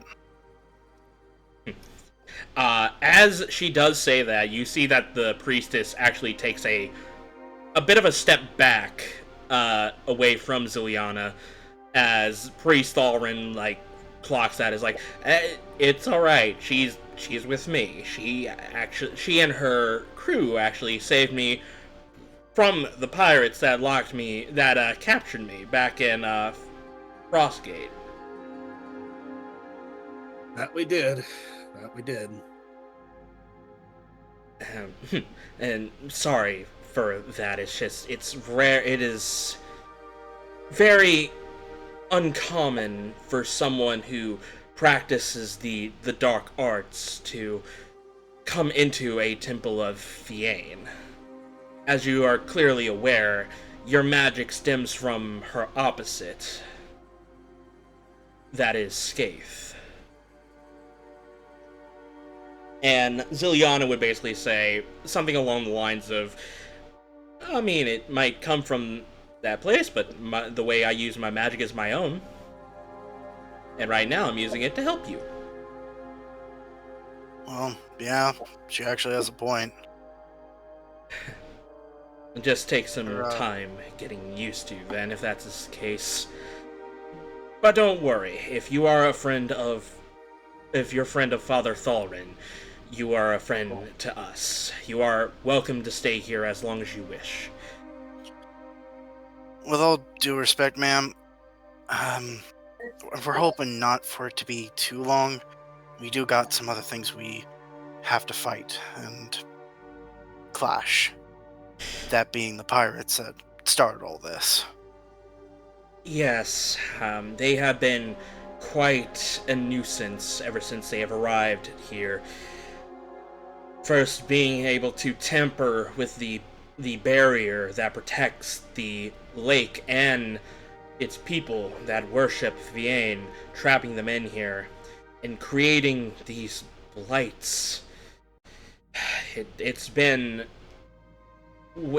a problem ever since they have arrived, and I'm glad that you were able to fix the barrier when you did. I don't know how much longer we would have survived out in here without any more food or rations. We're close to the end of our last supply. Well, that's good. My only, I guess, problem is we're not thinking about bringing some spare rations. But, we were kind of rushed on doing this. These pirates are doing more than just trying to get into the barrier. They're kidnapping people and turning them into monsters. They are. They've even got a couple of our crew. They have made a pact with a Galthius tree. Whatever they want from here is what their patron wants. And it'll be a problem if they get what they came here for. Yes, I agree with that. Well, if you need any assistance, we are here to help provide as much as we can. This is a good enough shelter as is, considering the fact that the barrier is now up and running. Shelter's good and all, and I'm not gonna go against that. There's if you could provide 2 other things, that would be really helpful. One of them being a potential... Well, I've been wanting to ask this. How did they interrupt the barrier in the first place? I personally don't know, but I have my theories. So, one of them is a follower of Ruin, one of the lesser gods of Skaiths. Something tells me that he managed to strike up a bargain to get the knowledge to rewrite the barrier. Since the barrier was very strong, they weren't able to shut it down. But maybe they've done just enough to where nobody can get in or out. That would align with what some of them were saying. Mm-hmm. At least in conversation.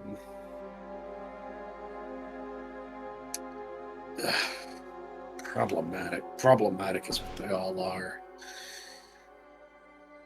Biggest issue is we don't know where they are or where this... What you call it again? Their patron. The Galthius tree? Yeah. Wherever the hell it is. It's gotta be on the island, right? I sense its presence, but it's always moving. It's never in one place at a time. Do you feel like they're bringing it closer to the temple? There's been a couple of times, but due to the barrier, it was not able to get any closer. And because the barrier back to its normal position, it won't be able to get any closer now. Odds are it's just going to continue to stalk the forest until it bides its time once again. The barrier might be up, but we're still stranded in here until the Galthius tree is taken care of. Or the patrons that follow it are defeated. They have to have some sort of base, maybe bases, checkpoints that they're utilizing. Well, honestly, I think we're forgetting something. We're forgetting one important fact. We can't really, even if we were to find bases, they would keep coming back, as well as the blights would keep coming unless we take down the Galthius tree. After all, you gotta remember, through that pact, they've essentially got a way to cheat death and get back to their quote unquote captain. I know. But you said that the Galthius tree keeps moving, right? Yes, it's quite bizarre. They normally plant in place, unable to move once they've rooted themselves in. It can move, but it doesn't move around as much as it has been. Wait, can you be more specific of where it's been moving, where you've sensed it? Like, has it gone on the land and moved close to the temple? I mean, it's been on the land. It's just every once in a while, he'll just, off my defined sense, in the magics that we have, it stays in one place for a bit and move on to the next area. It doesn't really have a pattern per se, but I definitely know that it's in the forest. And it's moving somewhere, somehow. We know it's stuck in the forest. Could it be using a cart? Like, fill a cart with a bunch of dirt and plant the tree in it. If it's capable of moving on its own, I doubt that would be the case. It's more than likely that either through the pact or through some unknown method, they managed to get magical capabilities to enhance its movement, allowing it to skulk and stalk this forest. In other words, it may not even be it may be no ordinary Galthius tree. Wouldn't be out of the ordinary if they found a way to make the tree more powerful with all the knowledge that they have. Maybe it is. Maybe the Galthius tree is a different type of tree now. But who's to say until we find it? Wait, I'm forgetting something. Hmm? Right, the druid lady, the one of their members. Remember her? What about her? She said she was experimenting on the various blights. She managed to create her own variants. It could be possible she may have tampered with or something to cause the Galthius tree to evolve. Or was there some sort of druid magic that allows that sort of thing? I mean, I don't think it would be entirely out of the question, given the fact that she is capable of tampering with blights. But you also forget the sorcerer. He may have also played a part, considering the knowledge that he had stumbled across. RV will go ahead and speak up and say, I mean, it could be both. The fact that the druid has a way of creating the blight monsters and the tiefling's ability to tap into sacred knowledge, they could combine their efforts to make whatever this is. You're probably right on that one, Harvey. And I'd be willing to bet on that one. But if that's the case, then how are we supposed to target this thing? And most importantly, how are we going to get our friends back? Because we don't have a whole lot of time until Iris and Akane are goners. Yeah. I'm not letting that happen. What was that? As you turn around to the front door, you see a crow holding a letter in its mouth right next to it with also a vial inside of it. It lays it down on the ground, gives a caw, and it flutters off into the air. I will pick up the letter and the vial and investigate. you sure that's okay? Could be a trap. If it's a trap, then I'm more than willing to take the risk. Glyph warning. Boom, you all die. All right, cool. Promote's bounty's over. It hold disintegration. The letter, you go ahead and pick up the letter. First off, the vial itself looks to be of like this black glitter. It's like black glitter, essentially. It's not a liquid, it just contains small little particles that shimmer a little bit but have the color of black. And in the letter, you see a very well done handwriting where it says, "Let's make a deal. Sprinkle this over your head, and we will talk about your friends." Signed, Elijah.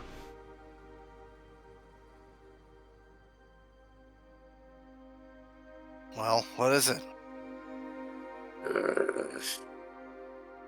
That sorcerer Elijah wants to make a deal. Wants to make a deal for our friends. He says we have to use this to bargain. It looks like there's enough in there for 3 people to use. I don't exactly trust this. I don't either.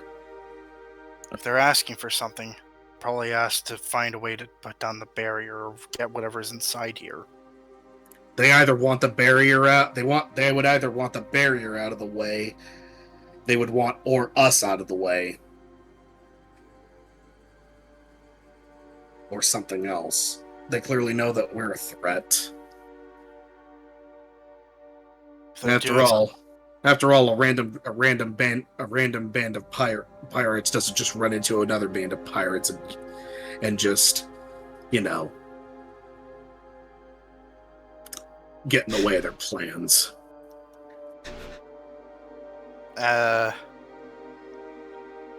not gonna make a comment on that. I was waiting for you to clock that. I'm like, I heard that. Good. And Tide is not gonna make a comment. Taking a moment to process. As far as I see, they're bargaining. That means we have them on the ropes. Or at least they know they're desperate enough that they were willing to make a bid for us. They do, but we're also in a conundrum because they have something very valuable to us. Before we do anything like that, something of an idea came to my head. I'm doing a Hail Mary. Does anyone here know if there's been any tunnels or mining things going on in this island? Mines, anything. Elvira gives you a quizzical look and is like, "No, we don't know anything like that." Shit. That would, I get where you're going, but that is a massive stretch of the imagination. I'm going to be honest with you. Is it? Yes. I mean, look, I'm seeing from this perspective. The most of the times they've been able to escape from us was literally ground open, vines out, and pull underground. Now, yes, it could have been a stretch to say they do some weird teleportation underground magic shit. But I'm just stretching here. I'm trying to create ideas. Whatever you say, dude.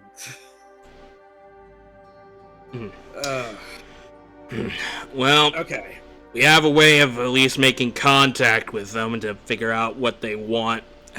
The question is who's going to be all taking this? Actually, hold on. Let me see what this is as Harvey examines it. Yes, please do. I'd rather not just pour something.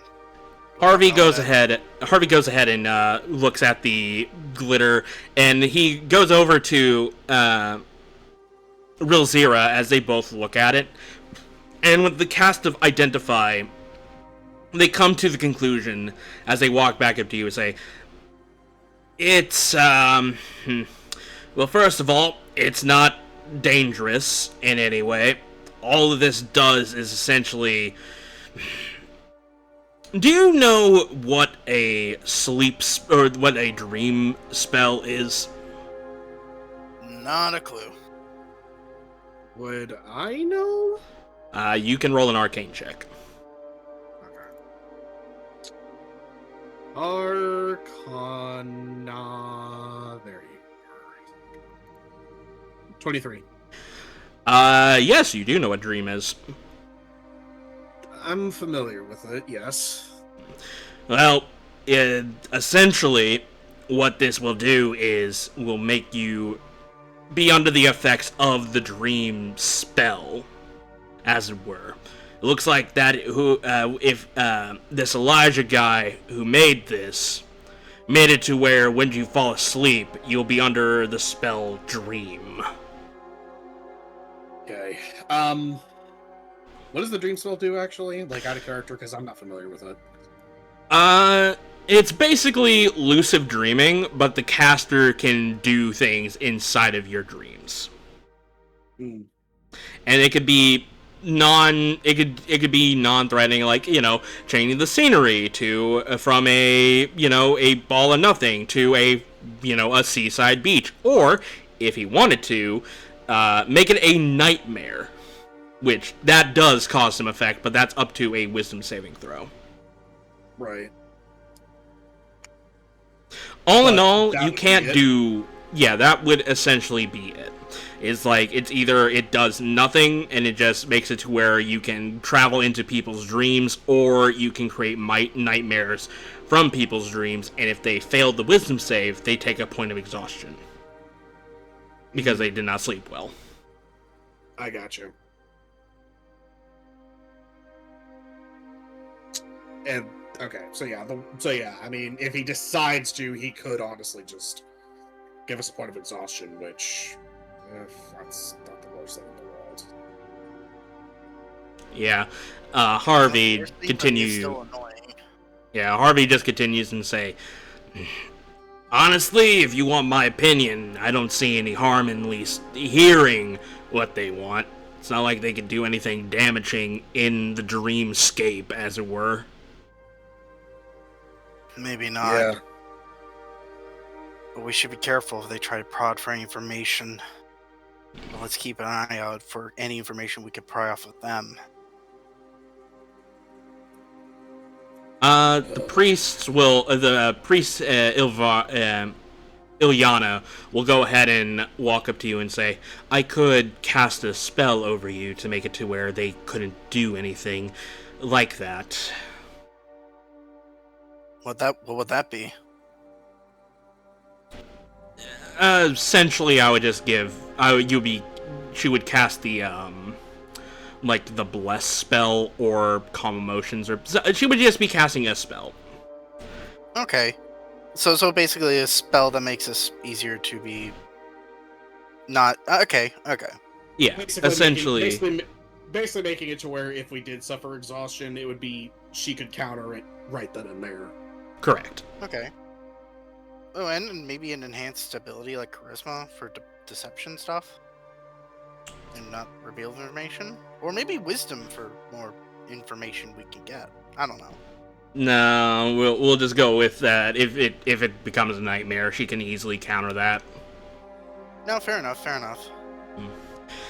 Well, the question is, are you guys gonna take it? And if so, who's all gonna be talking to this guy?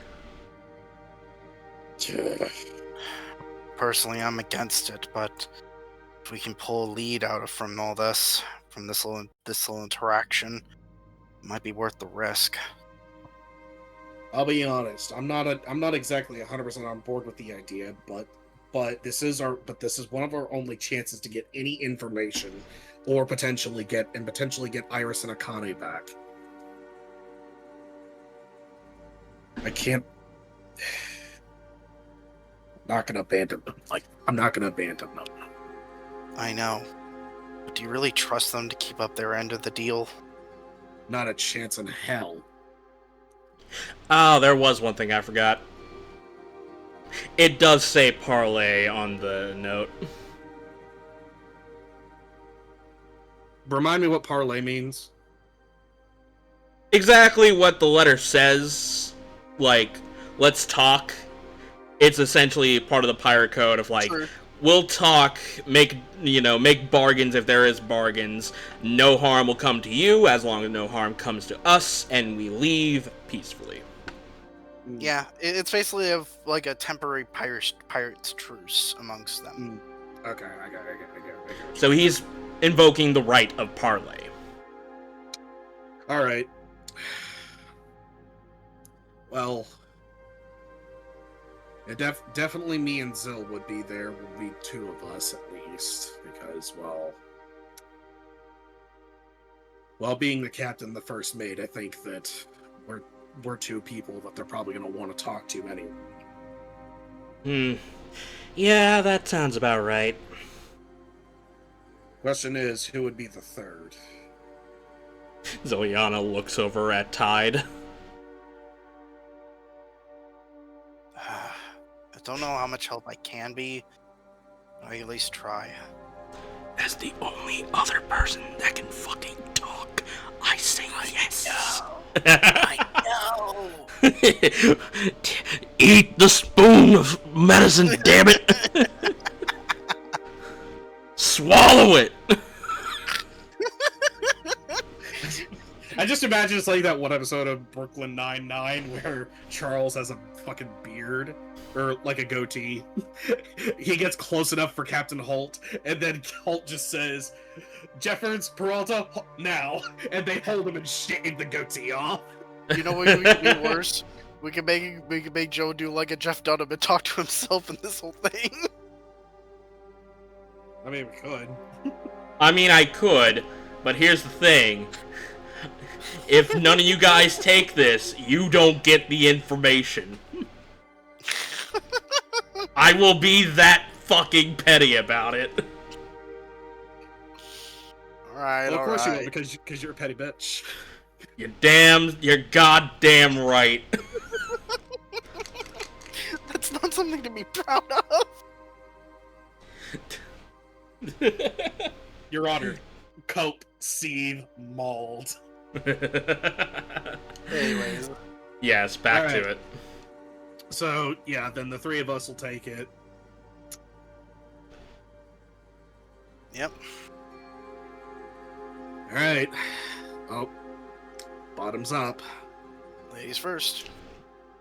The priest and a couple of the other followers go ahead and take you to the bunker, to the bunkers or something like that, as they go ahead and let you lay down on the beds, and you go ahead and you start sprinkling this glitter-like dust over your guys' heads as you lay down, and as you lay down, your eyes begin to blur a little bit as your eyelids begin to grow heavy, and after a couple of blinks and a final slow blink, your eyes close. And at first it's darkness, as it normally is whenever you fall asleep, but after a minute, it begins to clear up, and you find yourself in a very lavish dining room, with dark oak walls and a checkerboard pattern floor, and with a very long rectangular dining room with many fancy chairs on each side of it. You see the heads of animals plaqued onto the walls, along with a fireplace that is as the firelight begins to glow from it. You wake up inside this dining room as you see across from you both Elijah and the wizard gnome that you captured. Huh. It is so nice to see you lot again. Honestly, I was quite curious if you guys were going to take my parlay or not. Well, here we are. So Yeah. let's cut to the chase. Yes. By the way, I was told that you've met my wife, Glinda. We're familiar. Right. And, I was heard that it was a bit awkward on the side of your first meeting. Don't know what you're talking about. I'm pretty sure this will jog your memory. As he snaps his fingers and, Tide, you're naked. You're having too much fun with this, aren't you? That was only payback after all. She did tell me that you basically made her change in front of you lot. Was not happy about that, but I'm willing to look over that for a simple jest, as it were. I'm just gonna point out on record that most of us at least had the courtesy to not watch her while we did it. We were in the same room, but we didn't look at her while she did it. It was still Some the of us act, at least have though. standards. It was still the act, though, that I was not very happy about. But, the past is the past, and honestly, this was the best reckoning that I can give. That's fitting, after all. Whatever floats your boat. Anyways, you're here to talk brass tacks, aren't we? Well, you parlayed, we're here. So yes, we are. It's a very simple deal, and honestly, this should benefit you guys more than I will benefit my crew, as it were. And it's very... Well, there goes that pen. Fuck it, it's canon now. This will benefit you a lot more than my crew in this very moment. Essentially, I am willing to give your crew members, Iris and Akane, back to you lots when the next... As he does some calculations, in the next hour, if you let me and my wife leave the island. Why the two of you? And just the two of you? Just the two of us. You see, I only joined this crew because I thought things would be interesting. And so far it has been. We get to see a lot of things, I get to continue my faith in finding lost knowledge to spread around as much as we can, because that's honestly the ultimate goal of the Faith of Ruin, is to bring forth lost knowledge, no matter how dire, how evil it may be, or how good it may be. It just depends. To the masses. Well, whoever needs it, at least. So in other words, you're just in it for the ride. You were never really invested all that much. No, not really. But I will say that our dear captain did save my life a couple of times with the fact that my faith is considered evil. But honestly, what is the definition of evil? Kidnapping a bunch of people and turning them monsters definitely sounds like it. And yet, we still allow slavery. Quite the philosopher you are. I actually do hate the fact that you're not wrong on it. But we're not here to discuss philosophies and ethics and morals, are we? No. You guys want a scot-free ticket off the island in exchange for our friends. Correct. Because here's the thing. I'm a smart fellow.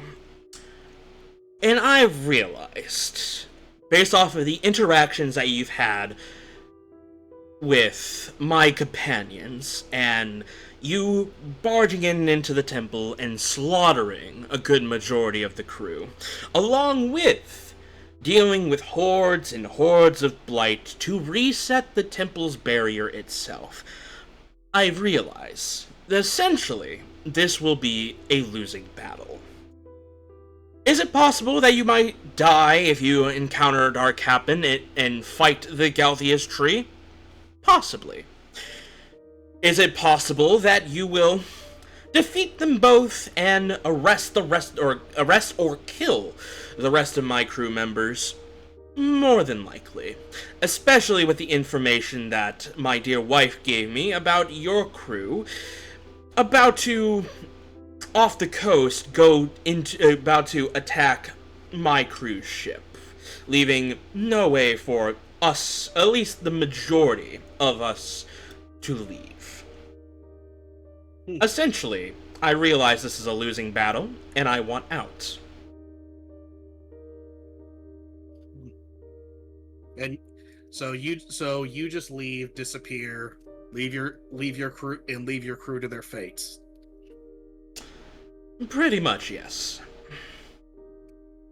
And you would be willing to give back our friends with no strings attached. You are correct in that, yes. I have a way of doing so right now. Answer me this one question. Has anything happened to them so far? No, not yet. See... Insight. Alright, go ahead. I'm not going to be good at this, but I want to do that. Yeah, 2. No. Not anything. Yeah, no, not yet. You see, the only reason why they haven't became mulch and transformed into a blight is because I think you would be a good bargaining chip. It just so happens that she didn't understand whose bargaining chip they would be. Gotta give you credit. Playing right under the nose of your captain. Well, as she grew in age, the more we travel, the more she becomes unpleasant, as it were. So you're saying she changed? Oh yes, especially after I will say it's a little bit my fault in this matter. I did make her aware of the Galthius tree and its many things that it can provide, as it were. But eventually, like most things, it kind of got to her head a little bit. And honestly, I would have been fine with it. As long as she let me do my thing, who cares, right? Eventually, we'll be getting to the Grand Sealy with as much power as we can, and keep on exploring the Grand Sealy so I can uncover as many secrets that it has. But The but is when you lot came along and ransacked our temple and reset the barrier. So since we pretty much put a stone in your cog of plans, you're now trying to find a way out of this with a net profit. the saying is a wrench in the cog. What's a wrench? Yeah, what is a wrench? It's a thing I'm gonna beat over your head when we're done with this. Yes. Well, regardless of what the saying is, as it were,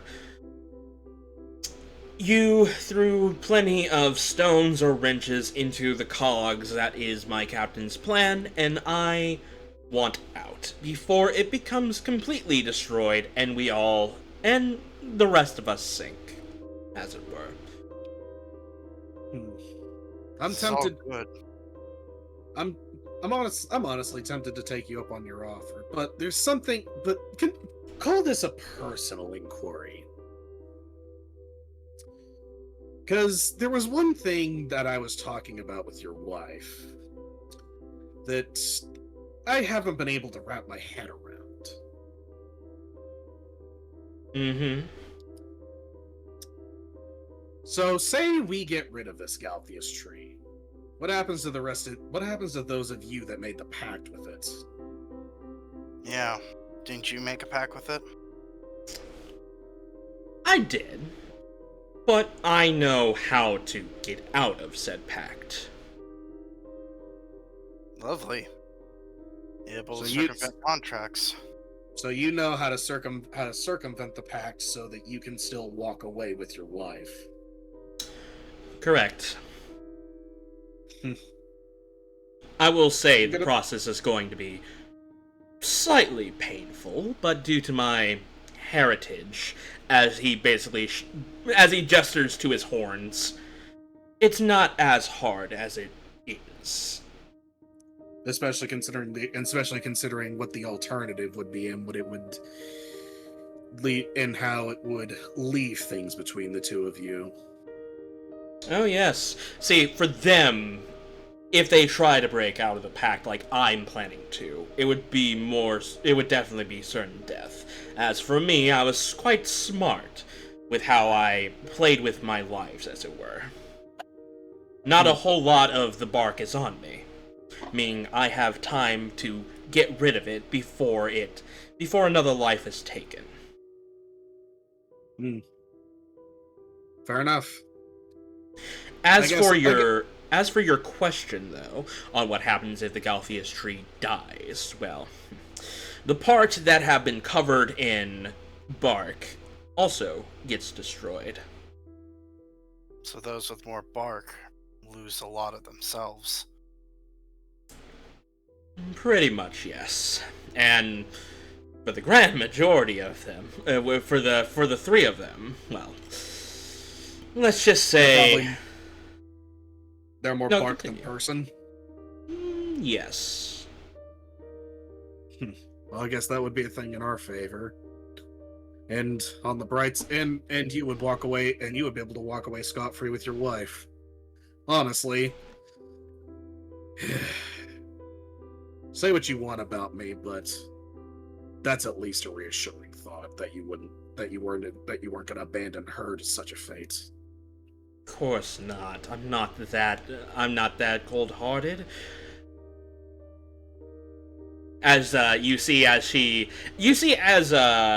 So he goes ahead and looks over at Glinda, and Glinda holds out her hand as they both basically hold their hands, like and as they stare at each other passionately.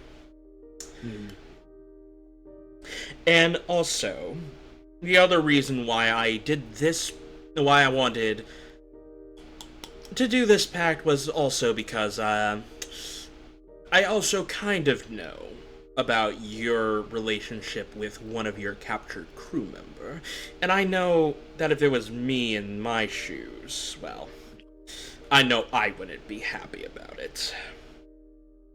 Probably not happy enough to see everything burned to cinders. Yeah, there would be no point in burning everything to cinders. It's honestly doing that itself already with the war. True, but you get what I mean. Oh, I understand completely. So, from one person that loves another very much, I'm willing to make this deal with you. Well, boss, are you gonna say it? Oh, okay. This, I feel like maybe something that Zilyana might think of, but I don't know how the rest of the party member would think. Or, my idea is this. What if she would like to go with the deal on a couple conditions? One of them being that they join her crew.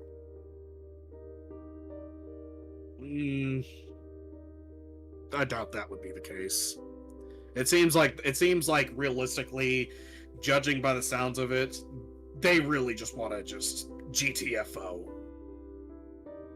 No, yeah, Because because realistically, well, the way it sounds like Elijah's got the mindset of shit. I bet on the wrong horse. well, yeah, essentially. But But he's imagine also it like this. He still wants to go to the Grand Sealy, doesn't he? well. Here's the thing, because you didn't let me finish. while he has the mindset of I bet on the wrong horse, it's also one of those cases to where it's like, regardless of which horse he was really betting on, he knows this is gonna get ugly, and it's gonna get ugly really quickly, and he just wants to be as far away from it as physically possible and doing whatever he wants to do. And honestly, if he's this crafty with some of the help that he got from Kalis, I believe he has a lot of other ways to get to the Grand Ceiling. I mean, I don't Without us. disregard that. The way isn't really the problem here, but it is the potential loss of manpower and aid. I'm not willing to make that both in character and out, because it kind of seems like their minds are already made up. So Okay. yeah. It was simply I'll tell an you idea. what. I think I know what Zilyana would want. Or at least an idea of what Zilyana would. She would make the deal. But she also would want him to get the people that are inside the pirate ship, convince them, try and convince them, this is going downhill, you're about to get attacked, if we surrender now and join up with this new pirate, you all might live and escape till tomorrow. Pull a mutiny. Yes. Pull a mutiny, do the whole admiral thing, because that would actually set up story-wise. Yeah. Mm-hmm. That was also part of the reason, too. You know what? I see it now, so actually, I have no issues with it. So Zilyana... on that. Yeah, Zilyana will go ahead and look up and say, I think we can do this deal, but there is something I want out of this. Oh, and what would that be? Is it possible for you to convince the others that are on the pirate ship to pull a mutiny? I mean, after all, you just said that your dear captain has gotten a lot harsher over the course of her getting power mad with the Galthius tree, right? I did say that. I might be able to pull a couple of strings. See, a lot of people tend to talk in shadows thinking that they won't be heard, but let's be honest here. As he snaps his fingers as a shadow wolf appears by his side, there are those who tend to lurk in the shadows and are always listening. To be honest, I'm gonna look past all my training and everything I've learned, believe in, to let this deal go on one other condition. You find a way to prevent as much of those innocent people's lives. I'm not saying all of them, as many as you can, those who are left over. Civilians. The ones that were captured? Yes. So in that case, I cannot hold that end of that deal. Because it's beyond your control, or because it's already too late? Both. Fine. But tell me, was it the druid woman who does this? The butchering and the transforming? Gormash kills. The Gormash kills. Silphora implants the seeds, or incubators, depending on what we have at the moment, but currently it is seeds, and feeds it to the Galthius tree, in which it is then created. A blight. So technically both of them are just as responsible. Under the captain's orders. Can't say that's entirely surprising. No. But I also can't imagine that they're doing it unwillingly, since the first encounter with Gormash shows that he's more than willing to get / happy. And what was the druid's name? Silphora? Silphora. And Silphora seems to take a particular pleasure in this perversion of druidic magic. Weird fascination with mushrooms. Oh, trust me. If that wasn't plainly obvious, I don't know what would make it clear. What's next? Giant mushrooms the size of trees? That's a rhetorical question, by the way. About to I say, don't think it is. I mean, the Underdark is a thing, and those have very giant mushroom trees. Oh, I'm familiar. I've become very familiar, thanks to a friend. I guess that makes sense, considering that her kind are normally from the Underdark. Mm-hmm. But, well, we can't do anything. We can't do anything for the people they already kidnapped, except just avenge them. I'll tell you what.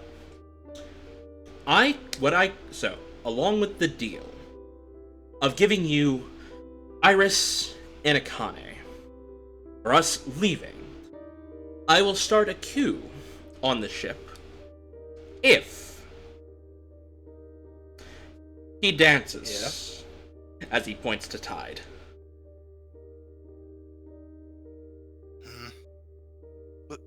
Wait, me? Me dancing? What? Just a small little dance. Just...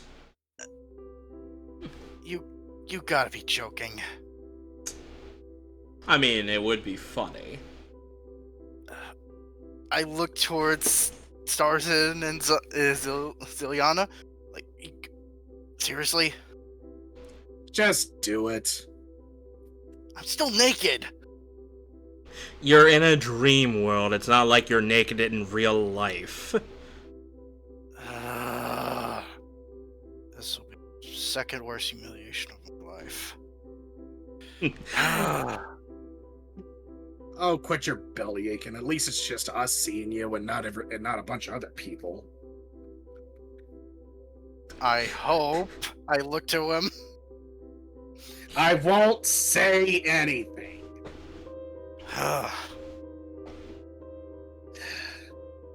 Big All right. baby. I get up and I'm gonna start doing a jig. You fucking do a Fortnite dance. Do I roll performance for this? Yes. See how Sure, bad it is? yeah. Let's see how Yeah. bad it is. Let's go.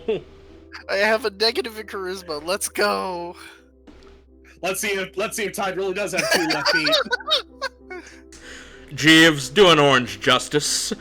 Very good, sir. Oh shit. Oh. Oh my god, he's hitting the gritty. For anyone who's wondering, I rolled a 3. He's hitting the gritty. As he starts hitting the gritty, butt naked in front of you, Light. It is the most terrible dance you have ever seen in your life. It is, and his face is all purple. As you see Elijah and Glinda just look at you, just laughing out loud, like, okay, that was worth it. Alright, and I think we have a deal then. He just sits back down and goes, "Not a word, you two." He's just gesture. He's more or less pointing that towards Zilyana and Starzin as he buries his face in his hands. Starzin, now it's my turn to say it. Starzin is just gonna Anya smug. Do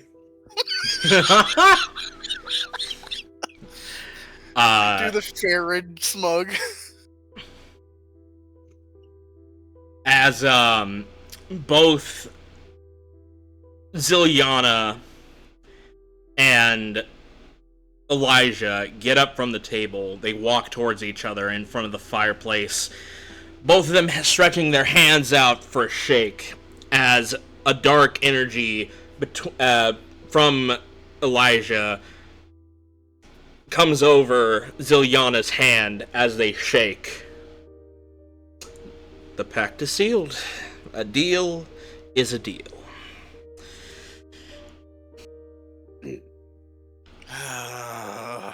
You can expect you can expect your comrades within an hour. They will be arriving at your doorstep.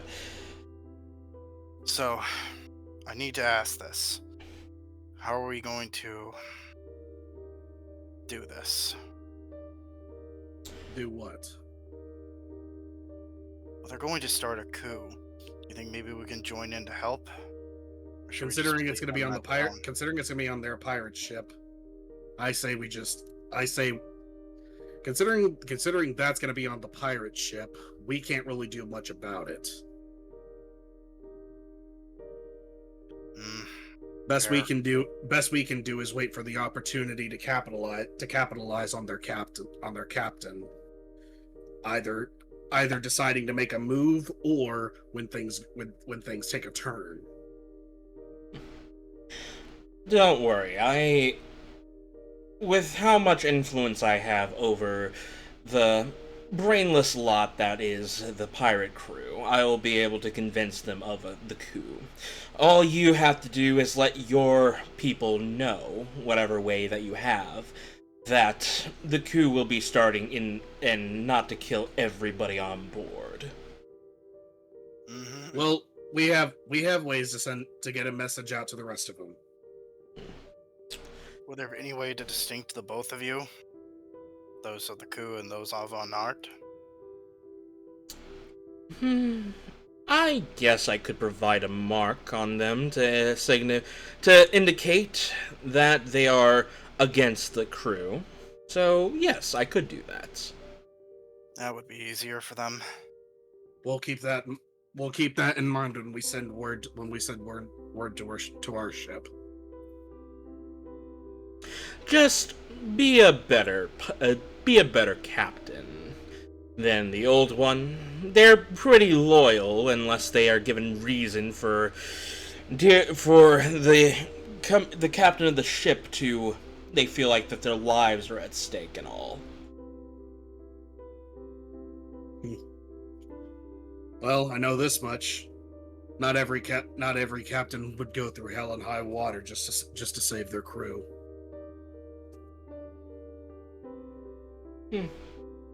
Yeah. Or in this case, hordes of blights. Once upon a time, there was a time where our captain was like that, but I guess those days have passed.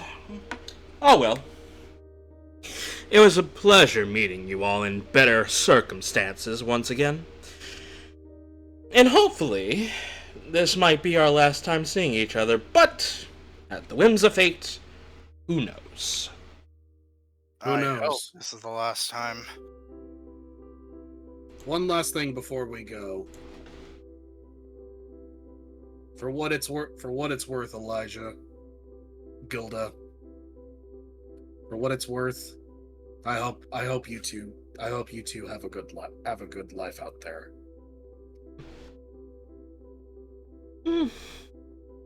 We'll try. We have ways of getting to safer waters, as it were. Like I said, for what it's worth.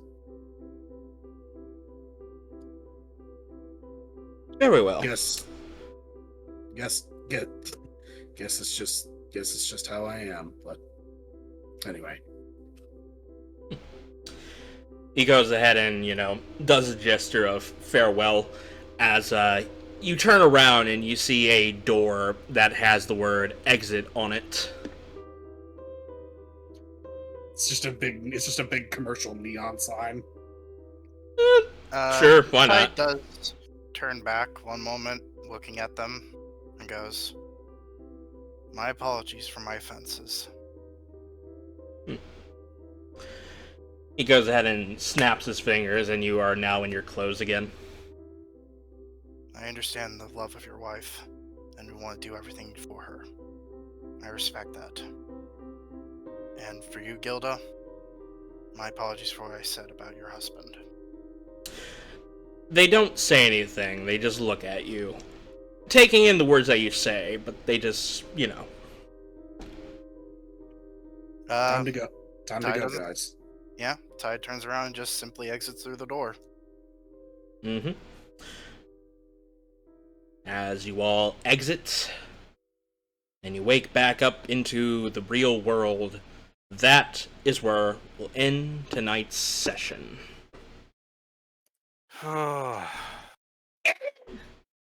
So, before we start heading out, I will go ahead and say, if you guys did escort Glinda to Frostgate to take it into jail, this would not be an outcome.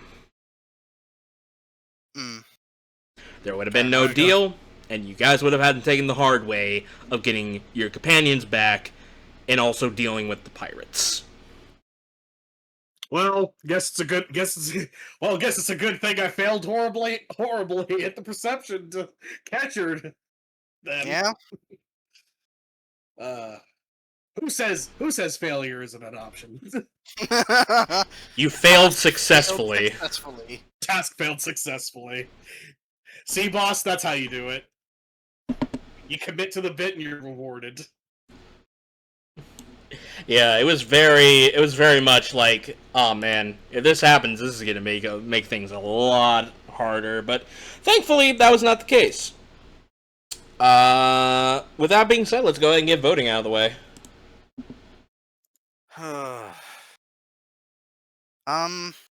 I guess I'm going to start. Yep. Yeah. I'll be honest.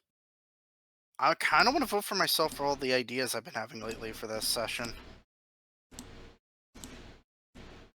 All right. And okay, so you vote for yourself?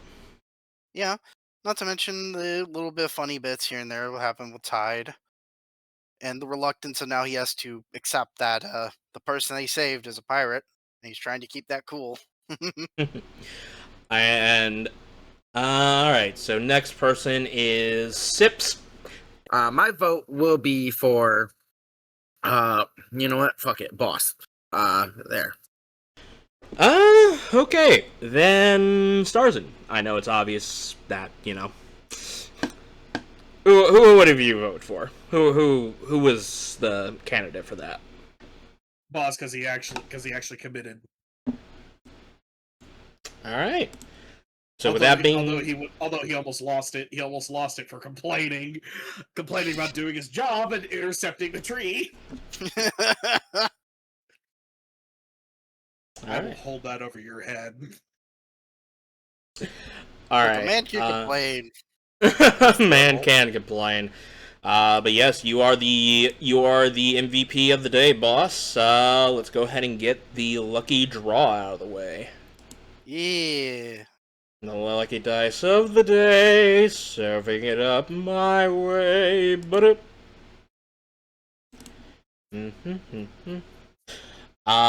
today's lucky winner is Sips.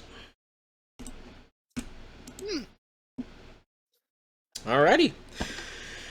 With that being said, thank you guys for watching the latest episode of Primordials Bounty. I hope you guys enjoyed. If you did, please do subscribe, follow, leave a like or a comment, and we'll talk to you guys next time. Say goodbye, everybody. Bye-bye.